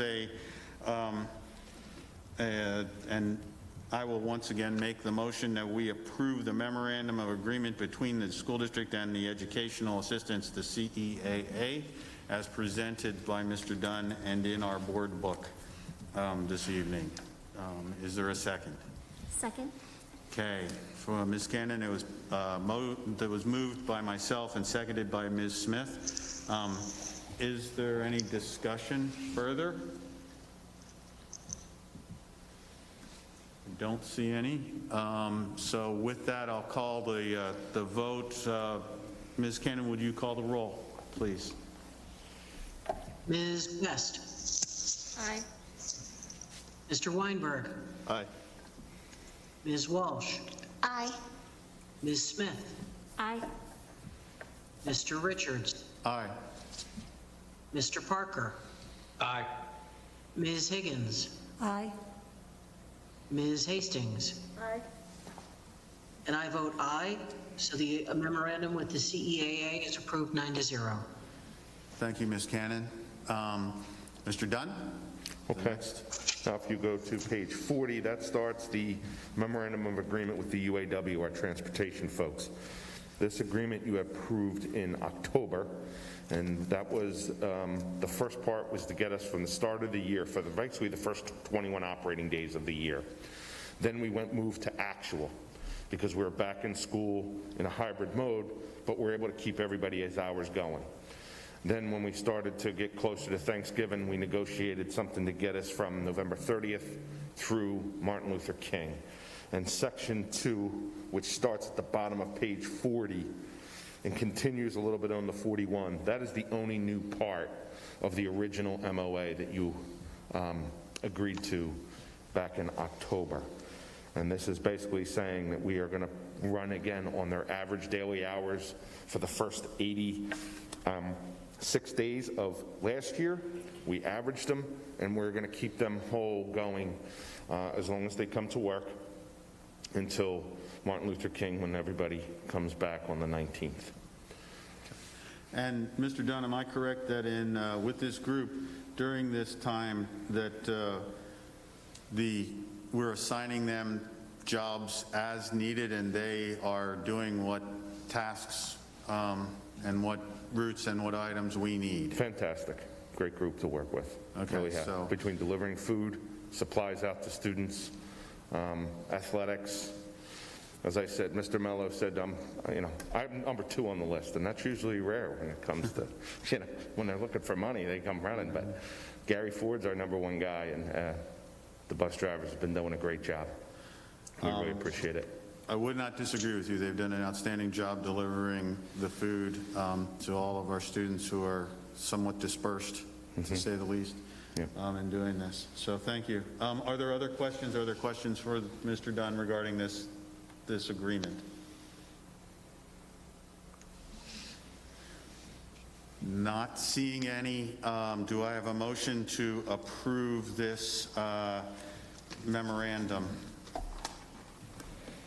between the school district and UAW 2322 Transportation? So moved. Moved by Ms. Smith. Is there a second? Second. Second by Ms. Hastings. Any further discussion? Not seeing any hands. I'll call the vote. Ms. Cannon, would you please call the roll? Sure. Ms. West. Aye. Mr. Weinberg. Aye. Ms. Walsh. Aye. Ms. Smith. Aye. Mr. Richards. Aye. Mr. Parker. Aye. Ms. Higgins. Aye. Ms. Hastings. Aye.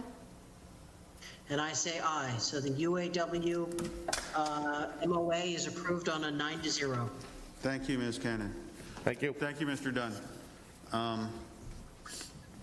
I believe that concludes the negotiations information. At this point, we'll look to the report from the Joint Instructional Finance Committee meeting of December 16th. Ms. Higgins, are you presenting that? I am. Thank you. This was actually one of the refreshing meetings that talked about relatively normal things and wasn't completely wrapped up in the effect of COVID, which of course we need to talk about, but it was nice to look at our district a bit more objectively. So we looked at 3 things. We looked at our annual enrollment report, we looked at athletics and the budget for athletics, and then we looked at our district-wide decision matrix. So we looked at those 3 things.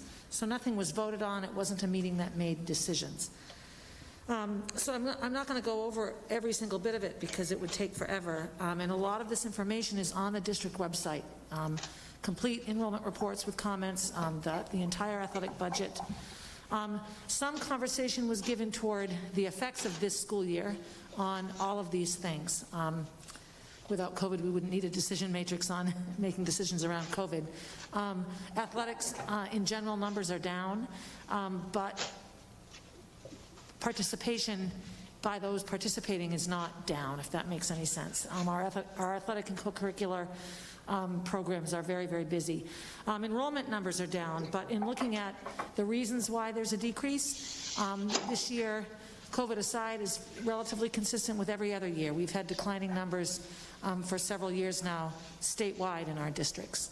And analyzing the reasons, some very typical ones, private schools. There's been a huge influx of charter schools over the last 10 to 15 years that pull students from our local districts. We also looked a bit into class sizes at all levels of our buildings. And if there was one thing that was noted and discussed a bit was the reasons for some of our small classes. When you look at it strictly financially, it may not make sense to have a class with 10 students in it, but when you realize it's the only offering of German 5 and only 10 students have gotten that far, or if it's a remedial reading class for 15-year-olds that are struggling to read at a 5th grade level, or if it's a very specific sort of class, sometimes these numbers are necessary. We don't have lots and lots of classes that have those kinds of numbers, but the ones that do have very specific reasons for them, and we had some great explanations on that. We looked at overall enrollment for our special ed student numbers. We looked at incoming students from Deerfield at the high school, and in general, our numbers are consistent with numbers in every district in New Hampshire. They're down. This year is a bit of an anomaly, but again, that's true for every district in the state. I work at an online charter school, and our numbers are huge because we're online. Next year, it could be very different. I might not have that job in a year. It was overall, I think, a healthy conversation, and I think our district, I think we all feel that our district is no worse off than most, and aware of and facing the challenges that come with this year in particular, but enrollment issues in general.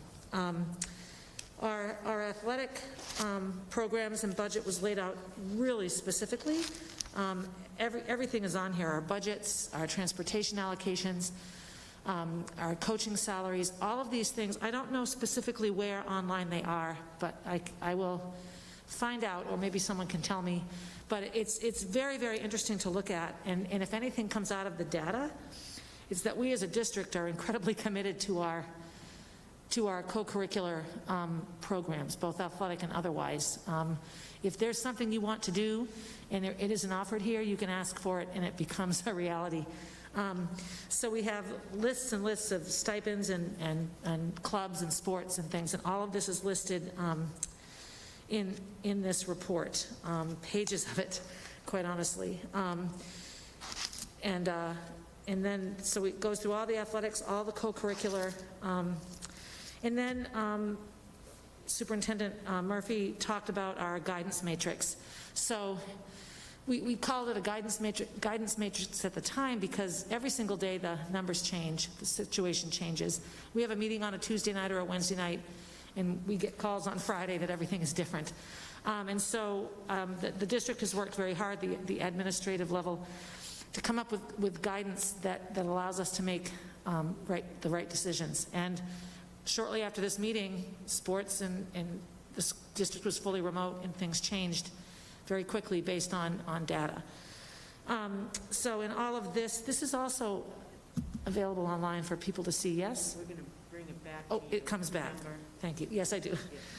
So this will be, in the ever busy instructional committee, this will be looked at much more specifically at our next meeting, which precedes students coming back to school, so I think it gives us time to really analyze it and discuss it and see what we think. Other people that were here, am I missing anything? Well, I think that covered all the major topics. It was a good meeting. I came away from it feeling okay about things. In a tricky time, we have a solid grasp on what's in front of us and how to handle it best. So. I'll just make one comment. 'Cause Yeah, I'm on that. please do. Thank you. I think the elephant in the room continues to be the taxpayers when we have a decreasing enrollment and continue to go up 3%. If you look at that over a span of 10 years, you know, you see a decrease and then you see additional expenses. Now, I think you clearly identified why. And it's not easy to cut back and say that you don't want to offer something, but I think we need to do a really good job in the next few years of defining why our budget is increasing and for what reasons, because I think if you just look at numbers, they don't really tell you everything. They tell you some things, but that discussion is I think going to continue to come up with, at least it's what I hear from taxpayers. And so I think we need to work hard at communicating that to to the citizens. So thank you, Barb. Thank you, David. You're absolutely right. The numbers give us the what, but there's no why in that data. And the why is really what's important when you think about it. So I'll be sure to, keep me focused on that and all of us. Thank you. All right, thank you, Ms. Higgins. Does anyone else have any questions or comments with regards to the Joint Instructional and Finance Committee meeting of December 16th?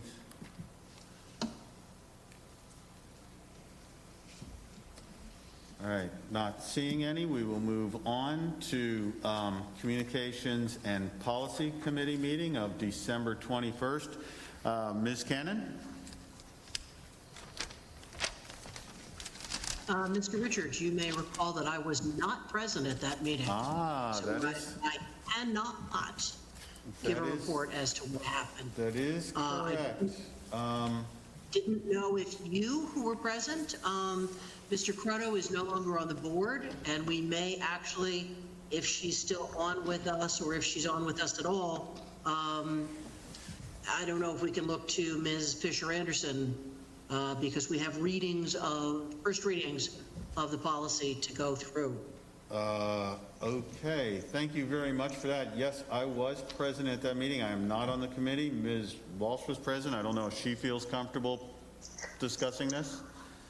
I can do my best. That is all we ever ask. Thank you.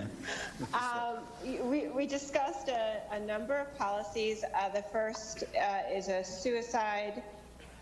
is directing the administration to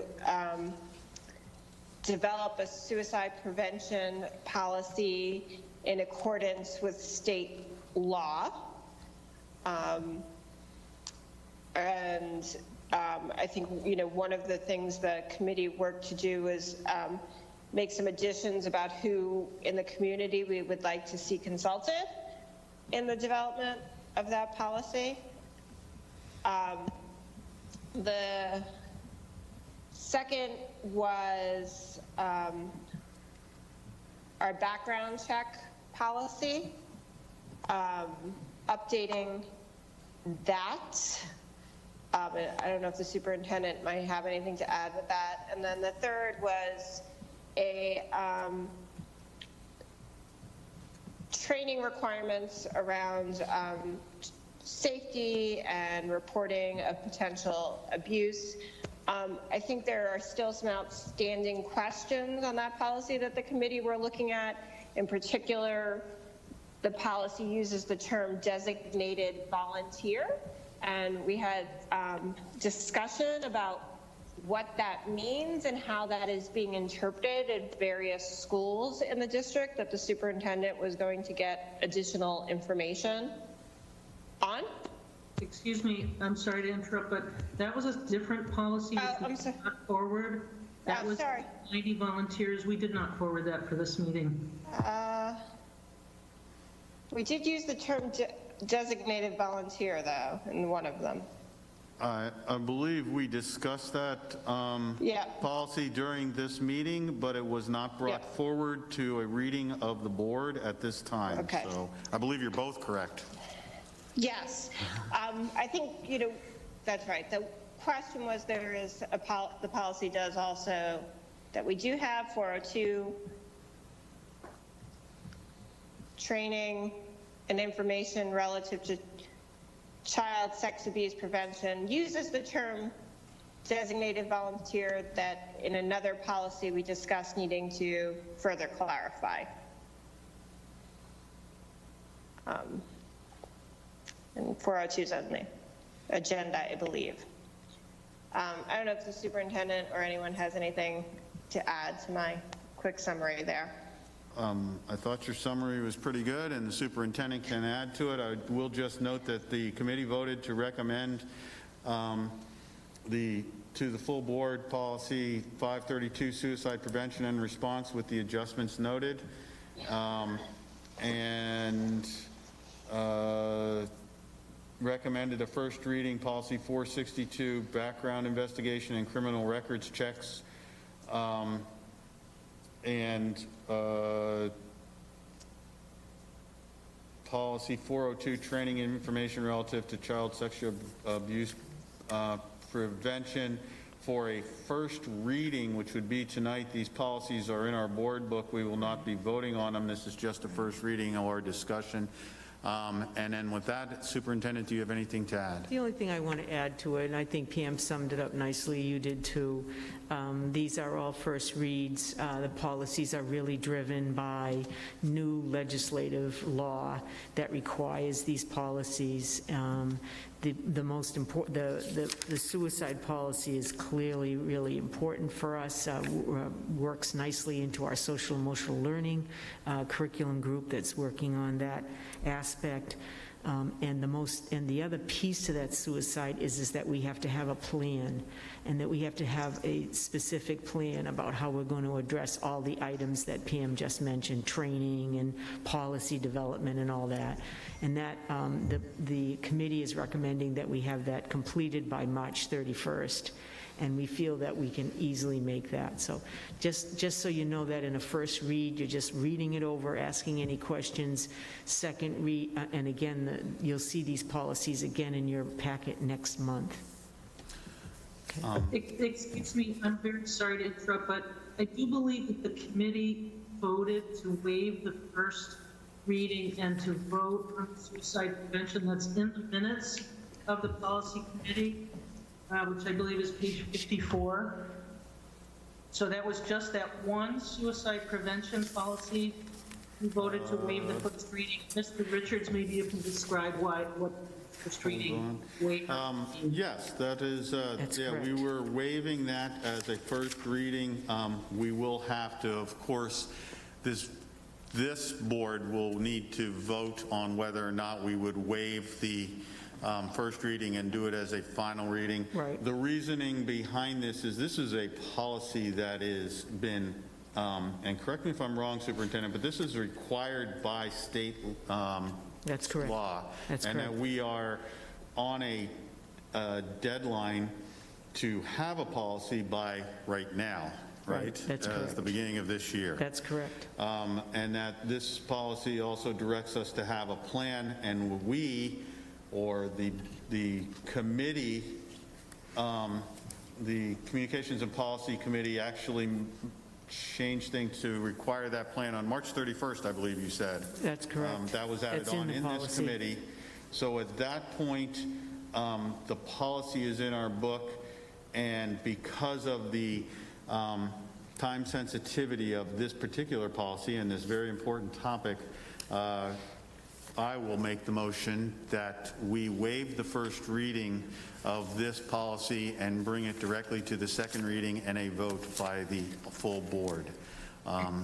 Will someone second that motion?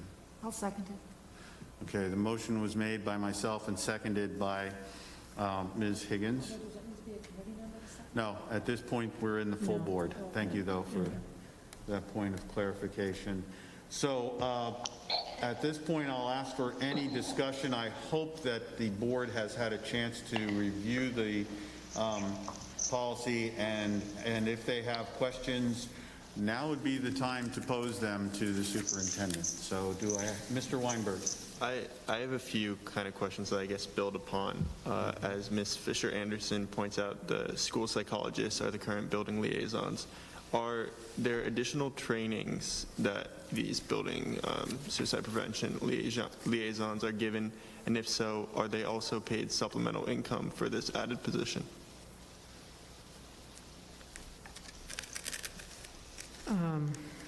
I don't believe that there is a supplemental income for that position, that often our teachers take on roles that they don't get a stipend for, Jonathan. The other question is will there be additional training? I'm gonna sort of yield to Donna and ask her. They've been working on that. Donna, do you have any?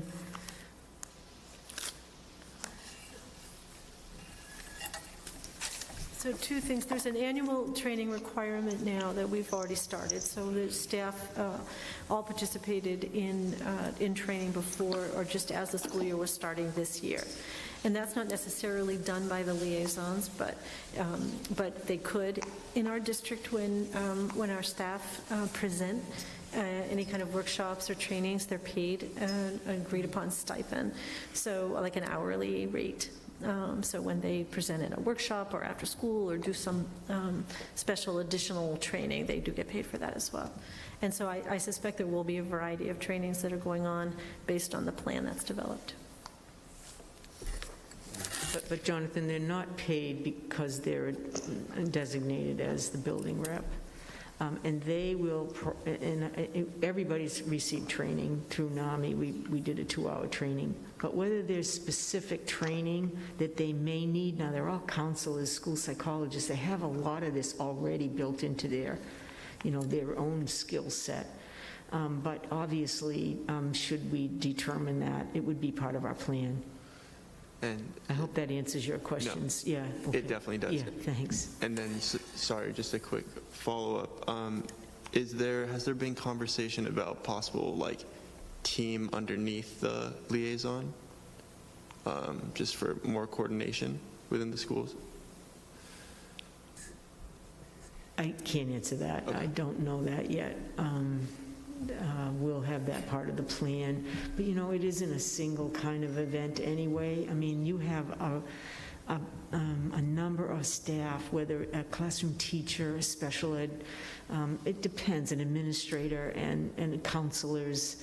We have school social workers, school psychologists, all of those folks are involved in that. Now, whether they have designated that team or not, I can't answer that yet. But it's a great question. Thank you. And so I would assume that, that type of a detail would be included in the plan presented by March 31st? Right. Thank you. Ms. Hastings. Will there be more general training for staffs in the buildings as well? They'll be made aware of this new policy and who they report Right. That will be an additional part. They've already, as Donna just alluded to, everyone has done at least a 2-hour training through NAMI. So all staff have received that, and that's by law that they must have the 2-hour training. And quite frankly, it's actually longer than just 2 hours. But they will also, now once this policy is passed, we will present this to the principals, who will then present it at a faculty meeting or department meetings. They'll talk about it with their staff. So it disseminates from you to the administration, to central office, and then out into the buildings, so that they understand we'll be sure policy. That staff knows who they should go to if they have a concern. Right, and that's in there. So, okay. Good point. Thank you. Thank you, Ms. Hastings. Ms. West. Hi. Thank you. I've heard from the community about something called the Lightspeed app, and talk about the district possibly, especially in the time of remote learning, utilizing technology in order to check in on students in terms of suicide prevention. Is that something that you have been thinking about or considering in terms of this policy here? So Kate, will you start that again, the beginning of what you heard in the community? I didn't catch that part. Hey, you can pull that microphone. Yeah. I'm so sorry. With these masks, it's hard to... My question just centers around the technology that students are using. So a lot of them have computers, and whether or not the district plans to utilize that technology to monitor students when coming to suicide prevention. Talking about suicide prevention. Right, we already are using it. We have some portions of a program called Lightspeed that will alert us to a youngster that may be at risk. And so we're just working through it now. It's really kind of been a pilot. The question are, who gets the alerts? How are they handled? Who are the police called? Do they need to be called? Is there an outside agency like a NAMI or the suicide prevention line, you know, the hotline? So we're working on that next step. We have the product. We can identify some situations where youngsters may be in harm's way, you know, hurting themselves. The piece that we're now trying to put together is who can help us with that. I mean, we could get a call on a Saturday night at 10 o'clock or 11 o'clock. Does the administrator have their phone on? Do you know, it's those kinds of questions that we have to ask. But yes, we are using technology to identify that. And by the way, the Concord Police Department has always been a great resource for us in that they will do a wellness check for us. If we worry about a youngster or family, we call them, and they are spot on. They are out to the youngster and just to check to make sure everything's okay. So we're working on that. That will all be laid out too in the plan that you'll see in March. Does that help? Yes, thank you. Okay. Thank you, Ms. West. Superintendent, I'd like to follow on the question that Ms. Hastings presented, and that is, oftentimes, you know, students may not want to go to a counselor or to even a teacher. Do our staff, such as custodial staff and food service staff and bus staff and all the other individuals, coaches, all the other individuals that come in contact with our students day to day, do they receive any training as part of, be included in part of this plan? And if so, just a brief description. Again, a great question, and the answer to that is yes. Everyone had to receive the training that was part of the legislation. I mean, it doesn't matter, bus driver, food service worker, administrative assistant, or the superintendent. Every one of us had to go through that training. Thank you. And they know who to contact if they have a concern. And that's part of the training from that program. As a matter of fact, we should send that link out to you. I think you'd enjoy it and taking it and going through the training. It was very, very good. Thank you. Again, NAMI did it. Seeing that link. We'll do that. Thank you. Other questions from the board? Ms. Cannon. So I have some privacy and notification concerns about Lightspeed. When did it go green light? Who gets notified? Do students and parents know that this is happening? What's been put in place to protect the privacy of the users, i.e. the students? Are they aware that what they're using their computers, that it's all being monitored and potentially reported? Oh, sure. It's part of the your policy on computer use. So it's all laid out in there that they using our servers and our website and so forth. That's part of it. Remember now, this was a pilot. We presented it we presented it back to the instructional committee back, I want to say October. And so we've been working through the issues with it, and we still haven't resolved them. We actually met with legal counsel to help us better understand how we respond when we get notice that a youngster may harm themselves. I understand that, and with all due respect, as policy committee person, but your average 4th or 5th grader has not read does not read, will not understand the policy on computer usage. Has it been explained in language such that our users understand what's being monitored and where that information goes?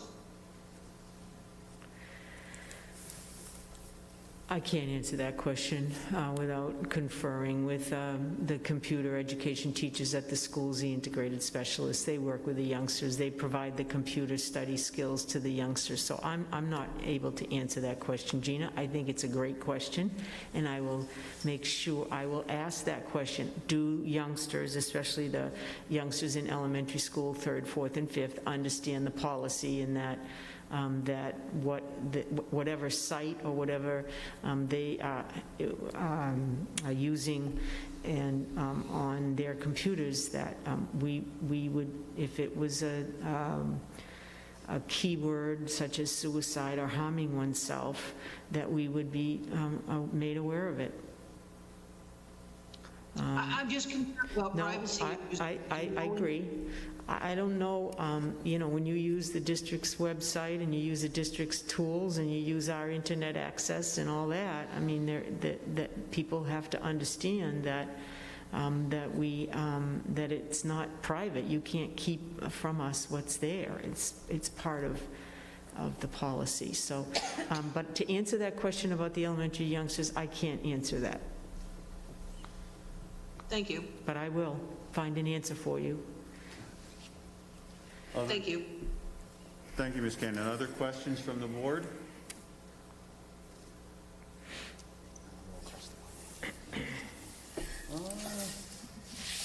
Mr. Weinberg. I have a follow-up on Ms. Cannon's question. So I've heard from a few parents that during times of COVID, of course, mental health has been, for students, has definitely been exacerbated. And in the scenario that students are supporting one another more, so therefore they look on educational websites more, searching for suicide prevention, how to support fellow students, are they therefore flagged in the website servers for searching?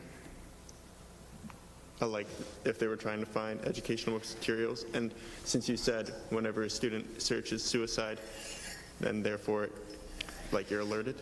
Right. I mean, that would be a key word, if you were on a site that,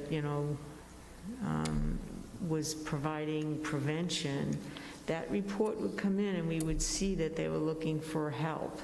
So that wouldn't be flagged and wouldn't go to the next step. But if it were, how do I hurt myself, then that would be flagged and the steps would go into motion. Thank you. So it depends on what comes through. We also know, for instance, we know that older youngsters do reports. One of the topics might very well be on teenage suicide. Think about it right now with the concerns we have about kids' emotional health right now.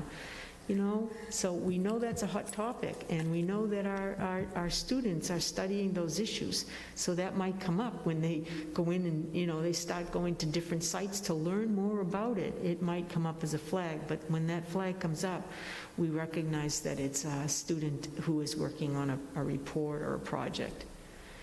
So it has to be, it just isn't callously done, like we see one word and then all of a sudden we're off, to intervene. I think David has a question. Thank you. Jim? Mr. Parker. Yeah, I had the experience of working with Concord High in a case that was flagged, and to their credit, and in some ways to answer the questions here, it was handled very confidentially, but it was appropriately flagged and followed through on, but it was handled with some real discretion. And I think we want to get kids to speak about these type of things. And there is definitely the risk of subjecting yourself to some lack of confidentiality, without a doubt. But my one experience in dealing with it with the district was a good one, and it was resolved quickly, and it was fortunately not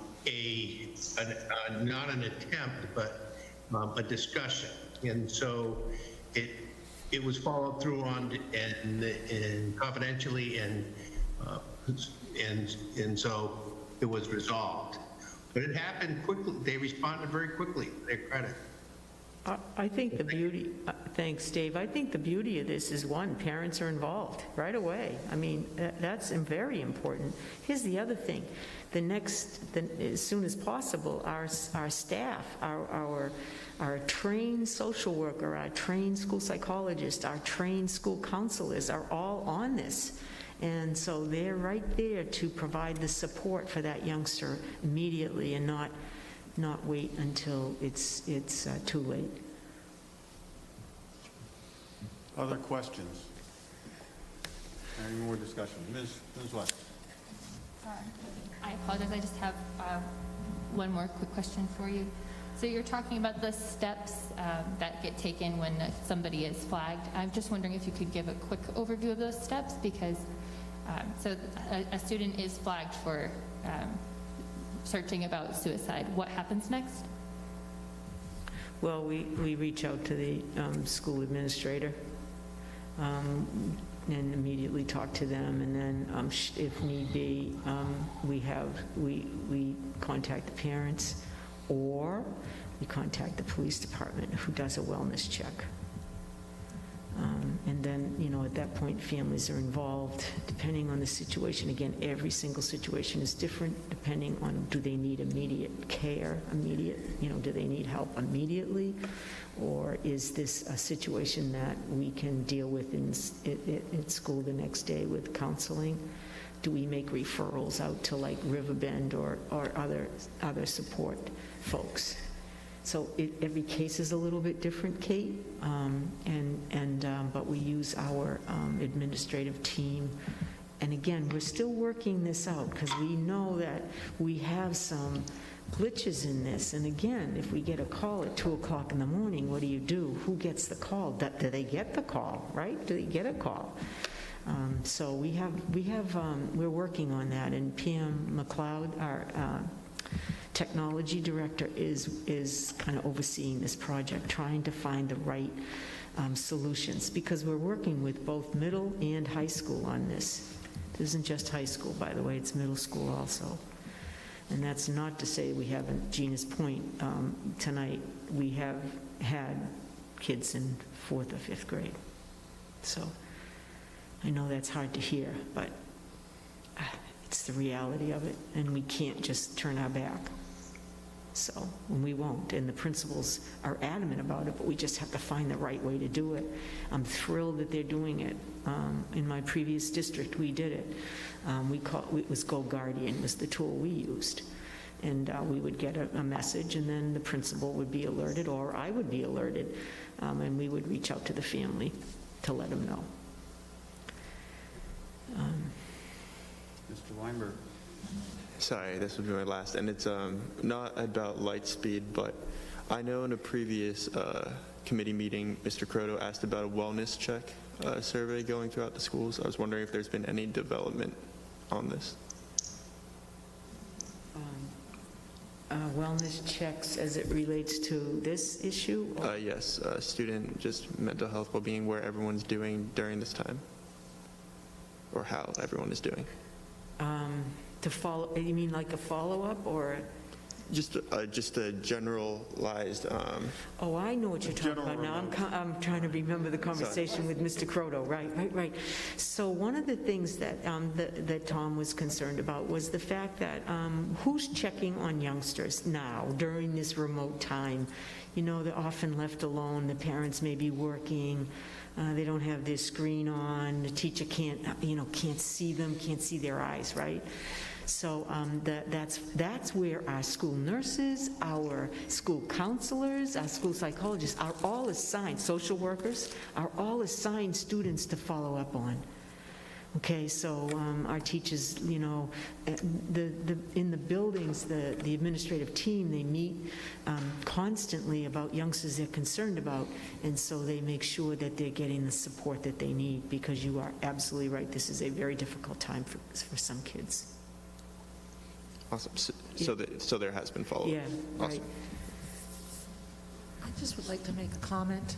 Having been in education for a long time, and actually in my many-year career, having been involved closely with 2 suicide attempts by students, which is a horrifying experience.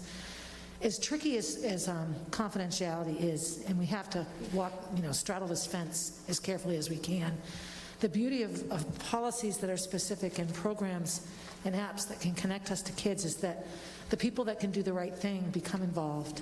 In one of the situations, I was just called in the middle of the night by a student on my phone.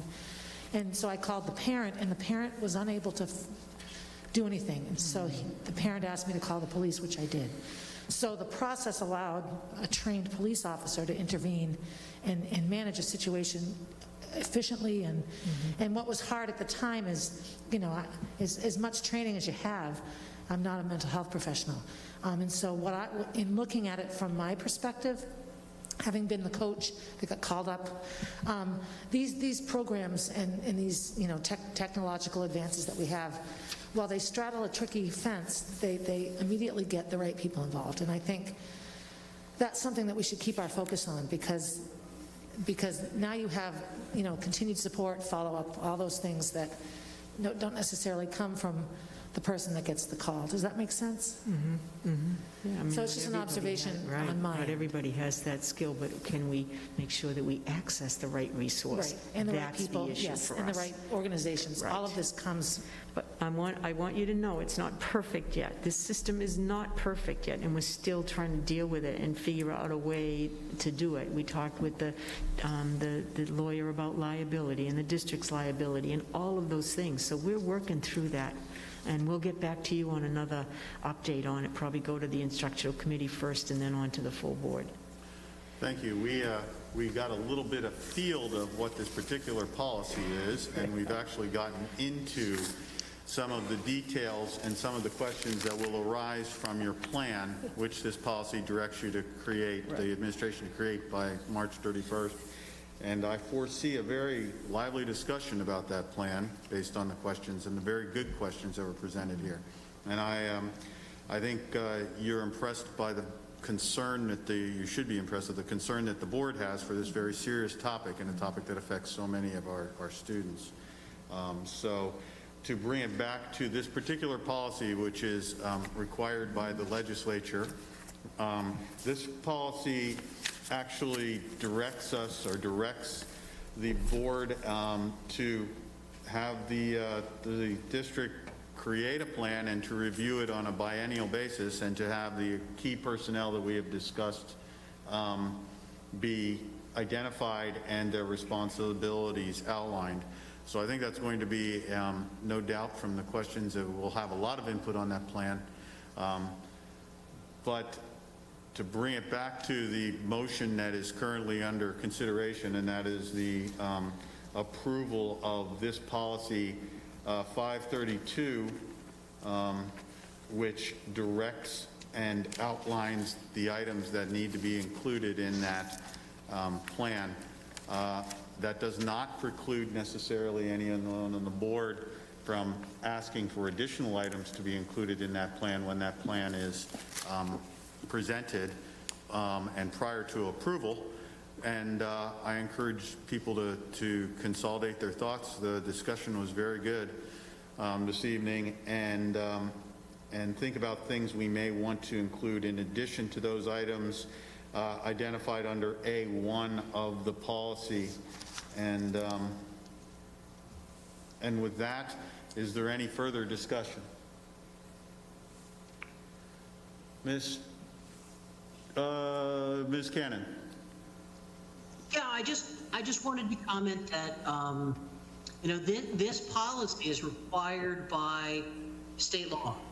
And the policy, it was written primarily by the New Hampshire School Board Association, so it's been thoroughly vetted by their attorneys, as well as Ms. Fisher Anderson has modified it where it needed to be for our school district, and it has been run past our council. So I just want to give people the sense that this is not something that just popped up out of the middle of nowhere. So. Thank you, Ms. Cannon. Other items of discussion from the board?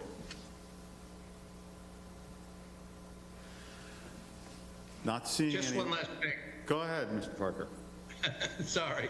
No, that's okay. You got in just in the nick of time. Well, the educational component of this is important. If someone reports something like that to me, I immediately are required, under my license really, to report it, to call 911. There needs as well to be an educational component for children and for kids and for students, and probably for adults, to not use this terminology lightly, because we will call, and that's a good thing. So it does require some educational components to it, because it's often just, unfortunately, used lightly, and we have to take every comment seriously, as we should. Thank you, Mr. Parker. Anyone else? Thank you all very much. With that, the motion has been moved, seconded, and discussed, and so I will call the vote. Ms. Cannon, will you, going back to what we had said, this motion is to approve policy 532, I believe, with suicide prevention and response. Ms. Cannon, will you call the roll, please? Yes. Ms. Hastings? Aye. Ms. Higgins? Aye. Mr. Parker? Aye. Mr. Richards? Aye. Ms. Smith? Aye. Ms. Walsh? Aye. Mr. Weinberg? Aye. Ms. West? Aye. And I vote aye, so first reading was waived and the policy was approved on a vote 9-0. Well, I think let me just be clear, and Lyndon can jump in. Did we say enough to waive the first reading and approve it, or just waive the first reading? No, your original motion was to waive the first reading and to approve. Thank you. Thank you. So to be complete, we should probably have a motion to approve this policy after as it is written at this time. So I move that we approve the suicide policy as written at this time. thank you. That was moved by Ms. Higgins. Is there a second? Second. Seconded by Mr. Weinberg. I don't know that there's any further discussion, but if anyone would like to contribute something, they can. Okay, in that case, not seeing any hands, I will call the vote on approving the policy 532. Ms. Cannon, will you call the roll? Yep, I'm just catching up with you on paperwork. Go right ahead, take your time, please. Ms. Hastings? Aye. Ms. Higgins? Aye. Mr. Parker? Aye. Mr. Richards? Aye. Ms. Smith? Aye. Ms. Walsh? Aye. Mr. Weinberg? Aye. Ms. West? Aye. And I vote aye. So this time around, we approved policy number 532 on a vote of 9-0. Very good. And the remaining policies are just for first reading. Thank you, everyone, for a very good discussion. And Superintendent, we all look forward to the plan that'll be coming in March, because I think we'll have some very productive and constructive input. And I certainly invite the community members to contribute their input as well. Is there anything else from the Communications and Policy Committee meeting of December 21st that we need to cover? I don't think so. I think we've covered it all. All right, with that, we'll move on to a proposed motion for the board to state our position on racism, anti-Semitism, and bigotry. Mr. Weinberg, would you like to present this motion? Yes, thank you. So the motion I propose is, in light of recent events and the rise of anti-Semitism, racism, and bigotry across the state, we, the Concord School Board, reaffirm our commitment to stand up against these injustices and work toward making our district more tolerant, inclusive, and safe for each member of our community. Thank you, and I will second that motion, and at this point open it up for any discussion. Mr. Weinberg. I think we're provided with a very great opportunity, having somewhat of a almost half new board, and I think it would be a great opportunity for us to set the standard on how we want to move forward in the next year. And given what we've seen across the state, I think it would be prudent for us as the board to show where we stand. And especially in this age of social media and how we live with COVID-19, we interact in various forums differently, and it just makes it even much more important for our actions to reflect on all the different ways we engage with our communities. Thank you. Thank you, Mr. Weinberg. Other comments or discussion? I have a comment. Ms. Higgins. So I think what I like about this is anytime a topic is tricky and difficult, we all want to do the right thing, but we don't want to be uncomfortable and we don't want to talk about it. And so putting it out there that we will talk about it and we will try to walk our talk is just as important a piece of this initiative as all the changes that need to come. So I appreciate it, because I think it's just easy sometimes to do the right thing and be polite and make sure you're not upsetting the apple cart, but this is an apple cart that needs to be upset. So I like the motion. Thank you. Thank you. Other discussion from members?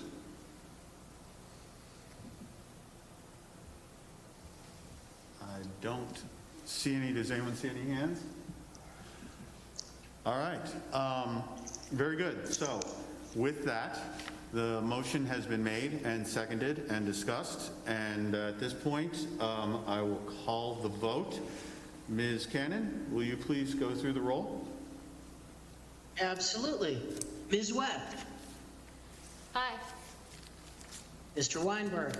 Aye. Ms. Walsh? Aye. Ms. Smith? Aye. Mr. Richards? Aye. Mr. Parker? Aye, and thank you, Mr. Weinberg. Ms. Higgins? Aye. Ms. Hastings? Aye. And I vote aye, and I also thank you, Mr. Weinberg, for bringing this forward. The proposed motion passes 9-0. The motion passes unanimously. Thank you. Please enter that into the minutes, Ms. Jacket.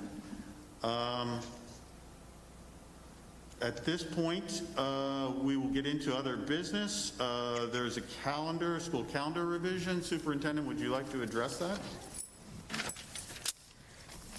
Thank you. The last calendar that I presented to you had an error in it, and I wanted to bring it to your attention and to make a revision. And the revision would be to for 2022.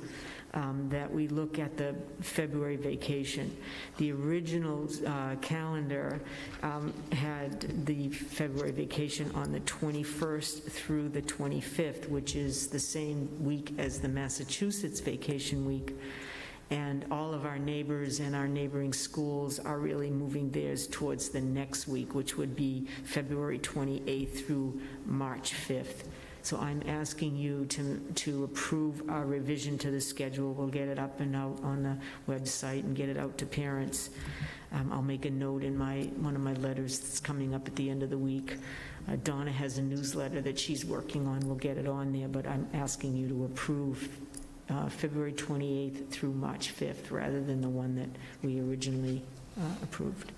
Thank you, Superintendent. Do I have a motion to approve the adjustment of the 2021-2022 student staff calendar? So moved. Moved by Ms. Hastings. Is there a second to the motion? Second. Seconded by Ms. Smith. Is there discussion regarding the moving of that vacation week and adjustment to the calendar? Ms. Walsh. Hi. I'm fine with the adjustment to the calendar, but I have a related issue that is also related, I think, to the resolution we just passed, which is, a number of parents have talked to me about the continuing scheduling of mandatory or near mandatory school events during the Jewish holidays, in particular, back to school night on Rosh Hashanah. The middle school had a mandatory sports night on the first night of Hanukkah this year. And I would like to encourage the superintendent, as we are distributing this calendar and talking to our building leaders about this calendar, to also distribute information about major events of the various faiths of students in our schools, so that we can avoid leaving students out of important events.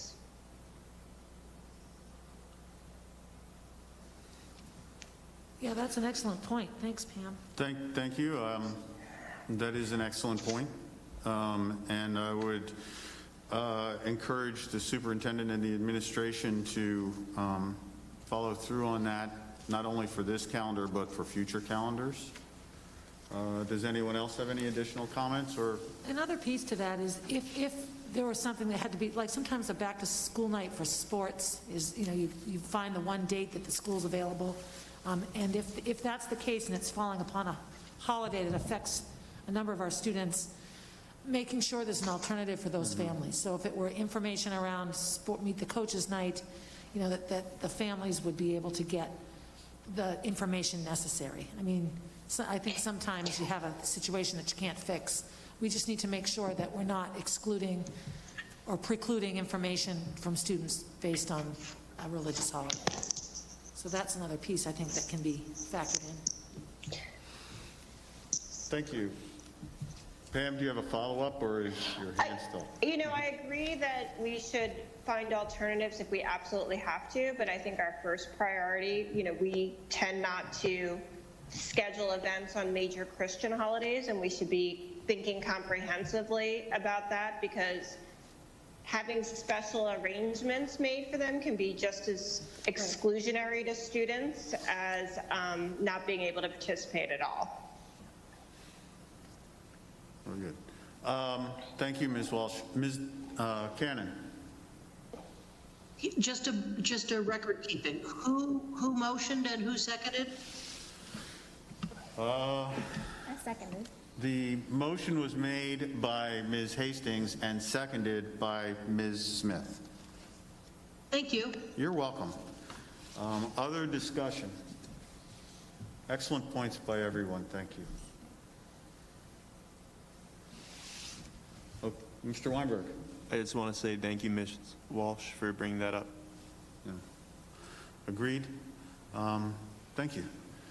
If there is no further discussion, then I will call this vote. And Ms. Cannon, can you go through the roll, please? Ms. Hastings. Aye. Ms. Higgins. Aye. Mr. Parker. Aye. Mr. Richards. Aye. Ms. Smith. Aye. Ms. Walsh. Aye. Mr. Weinberg. Aye. Ms. West. Aye. And I say aye. So the motion to move the vacation week passes 9-0. Thank you, Ms. Cannon. Next item is our New Hampshire School Board Association Annual Assembly delegate and resolutions. Superintendent, do you want to talk to this, or Ms. Campbell, Ms. Cannon? It's really, Gina's going to represent you at the delegate assembly in in January. But you have on page 79, these are the resolutions that are going to be voted on at that meeting by all of the delegates. So I think that in my past practice has been that the school board looks at each one. So for instance, the first one is on COVID-19 funding that was submitted by the Conval School Board. Do you want to support it or not support it? In this particular case, if you look at it, it was not supported by the New Hampshire School Board Association Executive Committee because they had a lot of other bills addressing COVID-19 funding. So you have to decide as a group, how do you want to direct Gina to vote on these issues? Am I right, Gina? Am I capturing this for you? Is this what you... Yeah. Okay. Absolutely. I need to know... She just froze. How the Concord School District wants me to vote? Yep. Or do you want to send me to the assembly and I just don't vote if we don't want to take a position? So I think that would be it's really sad, but it's also it's an option. right. It's your call. So All right, so thank you. And yes, so Gina will be representing the board at the school board meeting, and we need to direct her how to vote on each of these items. So the best way, I think, to do this would be to go through each and all of the proposed resolutions, and I will entertain a motion either supporting or not supporting the resolution, and or a motion that would be to not take any position, I suppose, would be equally valid if someone wanted to make that motion. And then the board should vote as to whether or not Ms. Cannon should either support this when the vote comes at that assembly. Does anyone else have any alternative or have anything else to add to that? Mr. Ms. Walsh.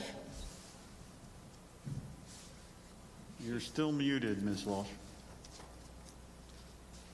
Sorry, just wondering if we should consider them as a group, and whether we agree or disagree with the recommendation of the association, and then pull out any of those, sort of a consent calendar type approach?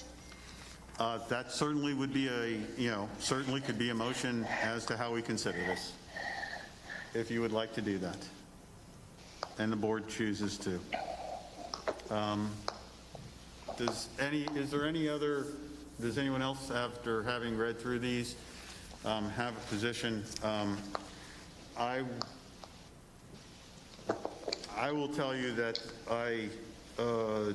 as I read through these and looked at them, I tended to agree with the NHBSA position on all of them.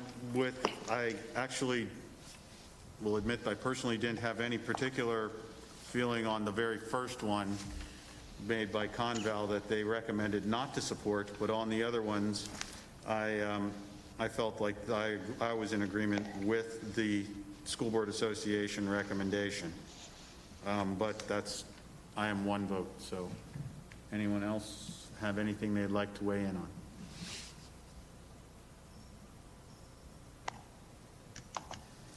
For the most part, I think the recommendations from the School Board Association, I don't see that any of them were completely shot down. More so, they'd been addressed somewhere else or needed further development. So I feel fairly comfortable supporting their recommendations as well. Okay. So I'm hearing that people are looking to vote as a group on that we would take the position with the recommendation of the School Board Association after having read through all of these. Is there anyone in disagreement, and then would anyone like to make that motion? Ms. Walsh, you have your hand up. And you're still muted. Sorry. No worries. I'm happy to make that motion. The one exception that I think I would pull out for separate consideration is the Manchester motion on differentiated aid. While I understand they have a position around full funding, I think the COVID situation and pushing for the legislature to make exceptions around normal changes to the aid formula based on student population or free and reduced lunch is a special COVID issue that should be advocated for separately. So I would move that we support all of their recommendations except for we support all of the School Board Association's recommendations on the proposed policies with the exception of the Manchester policy, which I would propose supporting. Okay, the motion has been made to follow the School Board Association recommendations with the exception of the Manchester aid proposal, in which case we would, the proposal is to support that as Manchester had proposed that. Is that correct, Pam? Yes. Okay. Do I have a second for that motion? If we wanted to make a modification to the motion, do we second it first and then seek to modify it? Well, there is, yeah, we would second it, and then you could make an amendment and amend that motion to modify it. So I do have a motion and a second by, actually, Ms. Hastings seconded it. And so it's a point of discussion. And at this point, if you wanted to make an amendment, Ms. Higgins, you may. Well, my thought was that we have a motion to stick with the New Hampshire School Board Association's recommendations, and then the Manchester one be a separate motion, so we can discuss how we all feel about it, and we could vote on that separately. I mean, unless that's, I just feel like maybe there's more discussion than just. So, no, so the amendment would be to amend the motion to support all of the recommendations by the School Board Association and instead of recommending the Manchester motion, instead separate that out for a separate vote. So in other words, the amendment is to omit that particular motion, the recommendation on that motion. So that amendment has been made and will take precedence over the motion at this point. Is there a second to that amendment? Second. Seconded by Mr. Weinberg. Is there a discussion on the amendment prior to voting for that? Ms. Cannon. Yes, actually, I'm desperately trying to keep up with the paperwork here. But if you read through the resolutions carefully, both the Manchester resolution and there was another resolution that came in late, and thus the New Hampshire School Board Association did not take a position. I think we need to have, if we want to go along with what New Hampshire School Board Association does, to approve or disapprove, or agree or disagree with what they do, that's one vote. But there are two resolutions that came in late that they took no position on because they were late. The Manchester was one of them, and I'm trying to find the other one as we speak, if anyone wants to help out. I think we need to not just vote on the Manchester one separately, but whichever that second one is. Nottingham. Because they were in a position. Or was it Nottingham? It's Nottingham. It's Nottingham. Yeah, Nottingham Oh, doesn't have a... Nottingham, yes, I'm sorry. The Nottingham Nottingham doesn't have a and the DA. Manchester. Yeah. In other words, the last two submitted resolutions in the packet that we have that were submitted late, and there is no position. So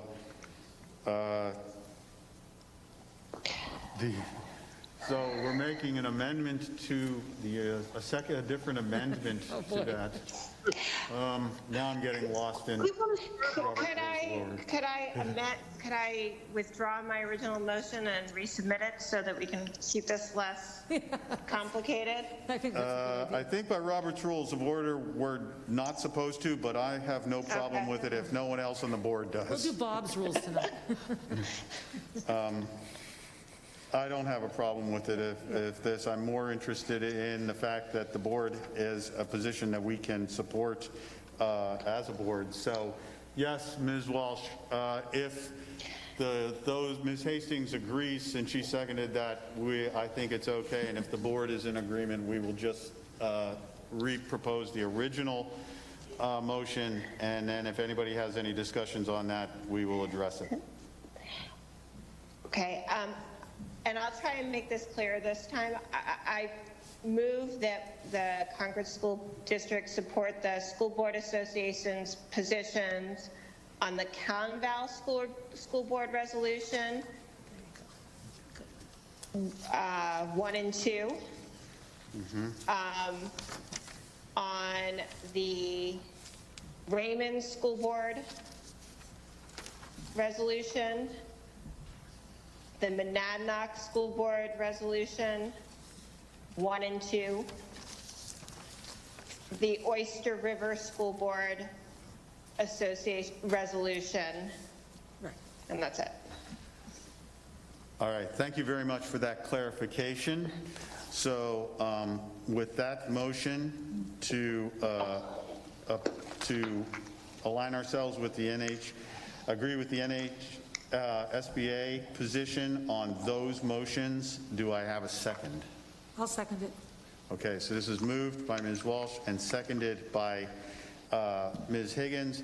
This would exclude the Nottingham and the Manchester School Board resolutions at the end, which we can take up after this if we so choose. Is there any further discussion? Not seeing any. I will call the vote on the motion. Ms. Cannon, will you call the roll? Ms. Hastings. Aye. Ms. Higgins. Aye. Mr. Parker. I'm going to abstain. Thank you.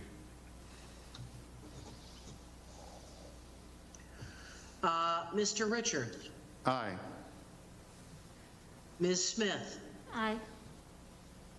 Ms. Walsh. Aye. Mr. Weinberg. Aye. Ms. West. Aye. And I am also going to abstain because I wrote or helped write one of those resolutions for a different school board. Okay, thank you. So the motion passes 7 Yes, and passes with 7 2 to- abstentions, 7 to 0 with 2 abstentions. So thank you. So Gina, that should give you that direction. Does anyone wish to make a motion with regards to the Nottingham School Board or Manchester School Board resolutions at this time? I will move that we support the Manchester School Board Resolution. So that could be a motion we can talk about the other. Certainly. So the motion is made that we support the Manchester School Board Committee resolution, which is the last resolution in our packet. And the motion has been made by Ms. Walsh. Do I have a second for that?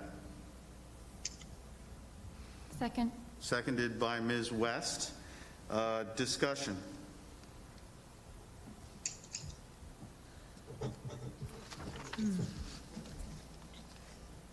I don't see hands. Does anybody see anything? Ms. Walsh. Ms. Walsh, you have... I'll just briefly speak to my motion. I think, we talked earlier about the data issues that we're all having around collecting accurate numbers of free and reduced lunch students. And I think advocating for the legislature to not change education funding distributions based on numbers that are probably inaccurate is important for us. Thank you. And I will speak to that in that as I read through these resolutions, I am in total agreement. I'm concerned that these are, the numbers that would be generated this year are not anywhere close to representative of the actual facts. So any other discussion? Not seeing any, I will call a vote on the motion. Ms. Cannon, will you take the roll, please? Yes. Ms. Hastings? Aye. Ms. Higgins? Aye. Mr. Parker? Aye. Mr. Richards? Aye. Ms. Smith? Aye. Ms. Walsh? Aye. Mr. Weinberg? Aye. Ms. West? Aye. And I vote aye. So supporting the Manchester resolution is 9-0. Thank you very much, Ms. Cannon. Now, would anyone like to address the Nottingham School Board resolution, which is the only remaining one? Mr. Weinberg. I just have a question. What are the numbers for students that tuition into the Concord School District? Can the administration answer the question as to the number of students that tuition into the Concord School District? Are you including like Deerfield? Because that's a community. I was including Deerfield. Thank you. No, So not including Deerfield? You wanted Deerfield? No. no, not. No. He was like, Yeah, do we have other students? that- I don't know that. Yeah, that's, Thank you. I'm not sure it's much, yeah. because it would have to come before you, and since I've been here, there haven't been any requests, so unless it was something prior to July 1 that I'm not aware of, but it would have to come to you if it was a tuition request. Thank you.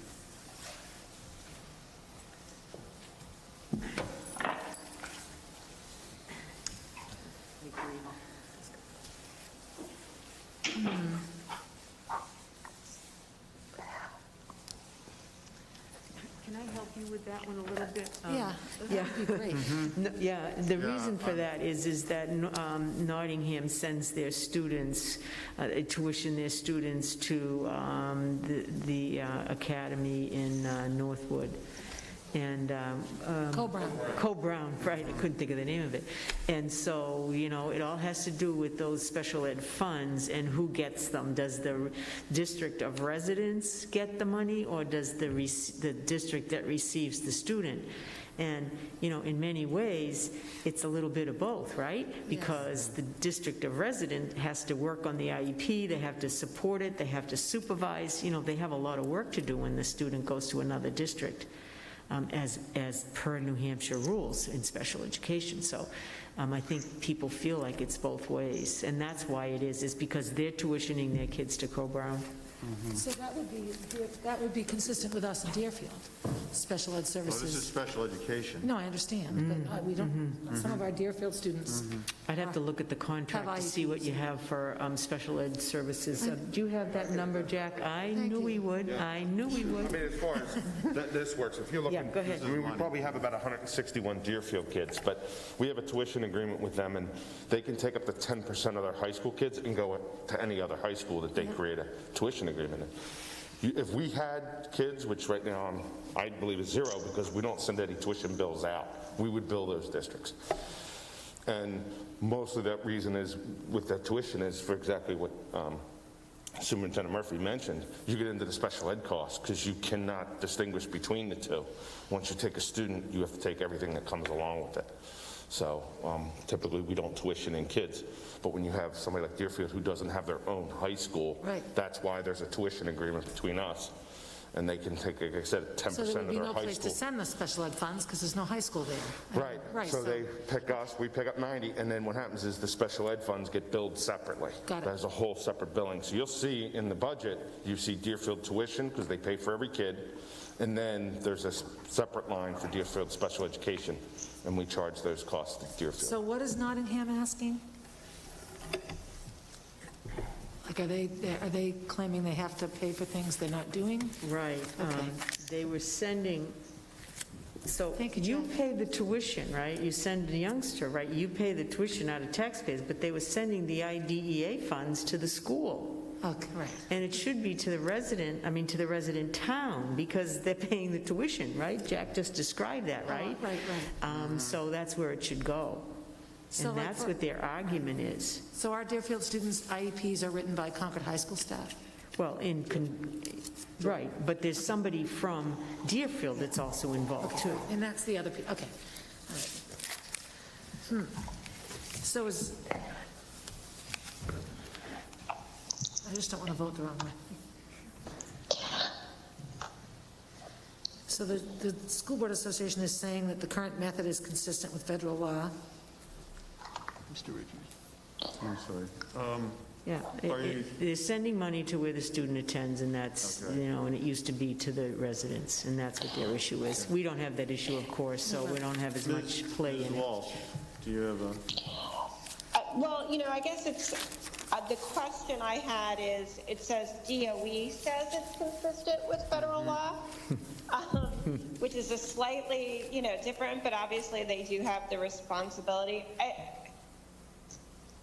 I don't know how we normally handle these things, but I feel like I don't know enough at this moment, and I would be more comfortable allowing our delegate maybe some independent judgment based on the debate and information that is presented at the meeting, because we don't have a dog in the fight that much, so we could just abstain, or we could but I think we'd need more information to go either way, or I would.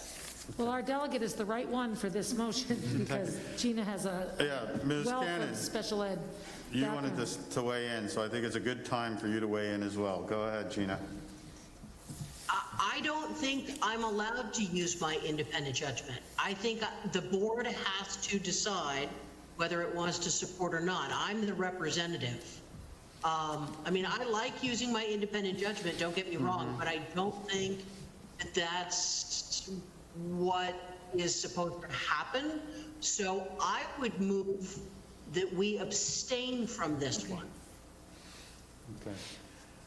And I will second that motion, since that is the only motion we've had on addressing this. But I agree with Ms. Walsh that I don't have enough information or the expertise to make a decision on this. So I will second that motion. Yeah, I Is think there it's a any good move. further discussion?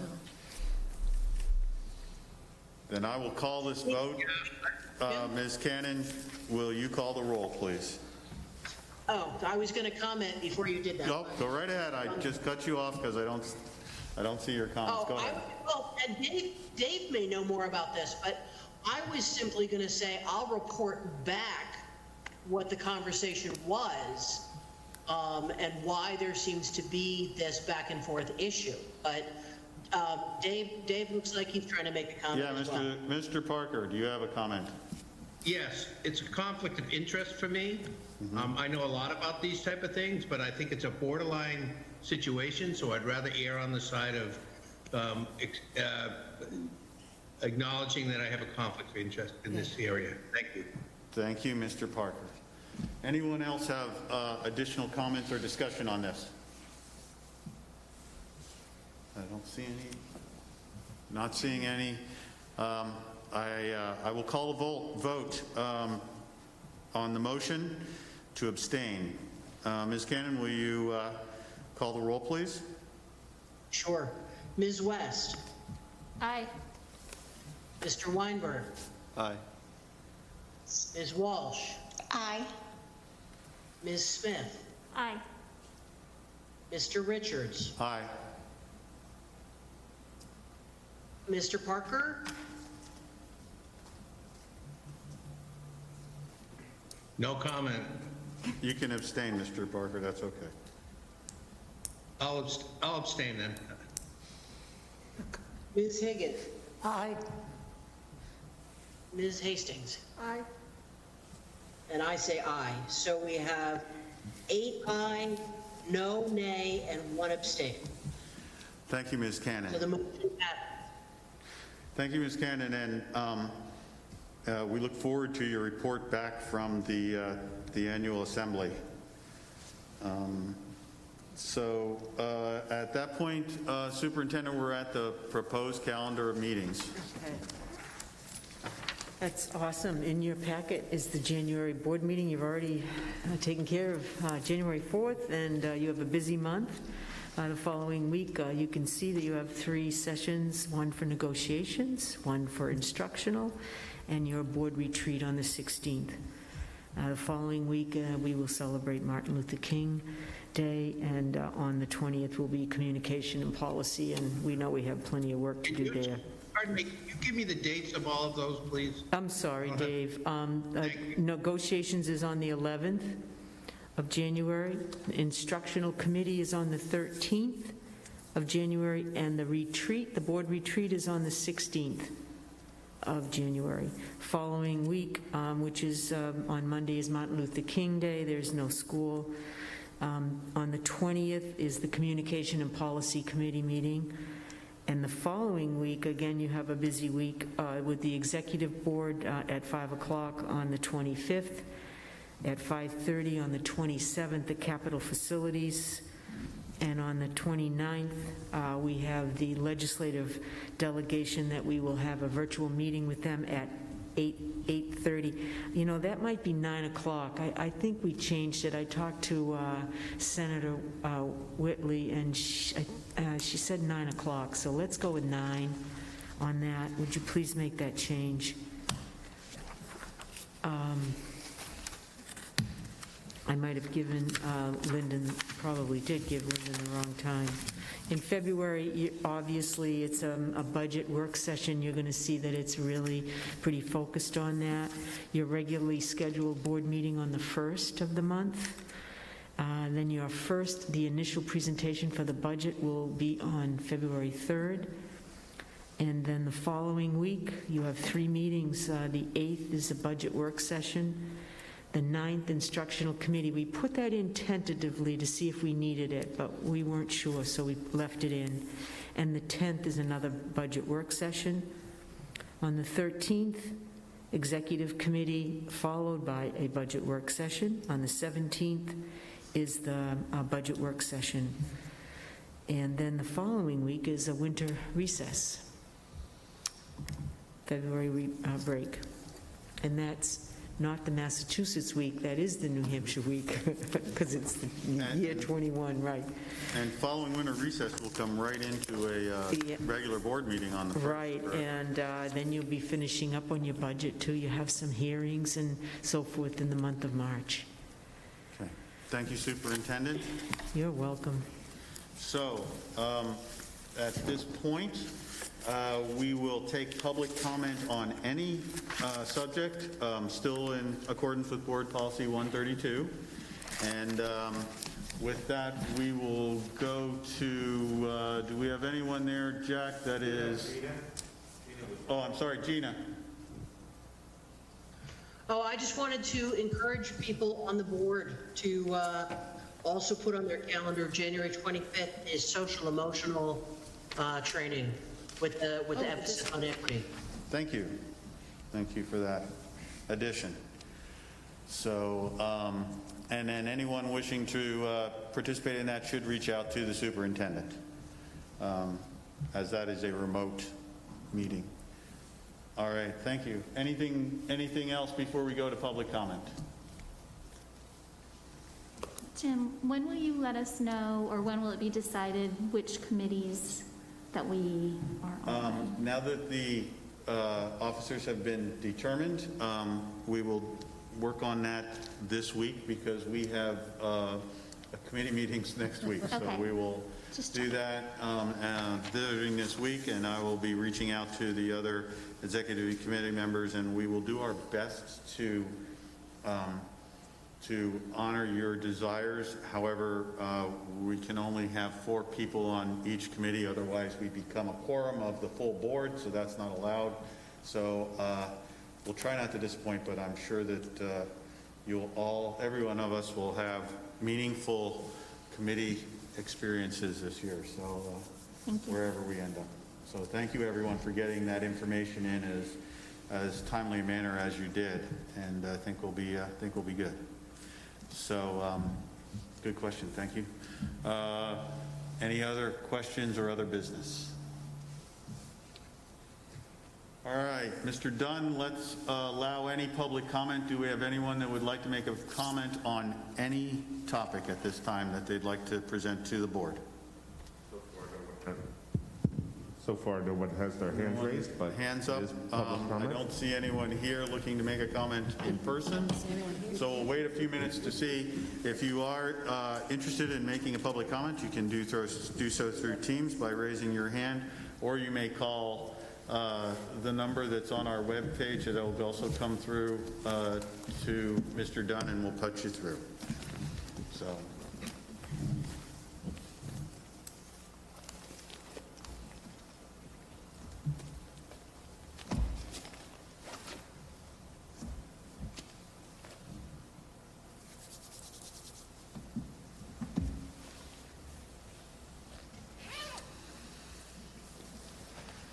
Mr. Dunn, I don't see any comments. I do not see any other. All right, and I will remind everyone in the public that if you want to make a comment to the board through email, feel free to send an email to us to concordinfo@sau8.org.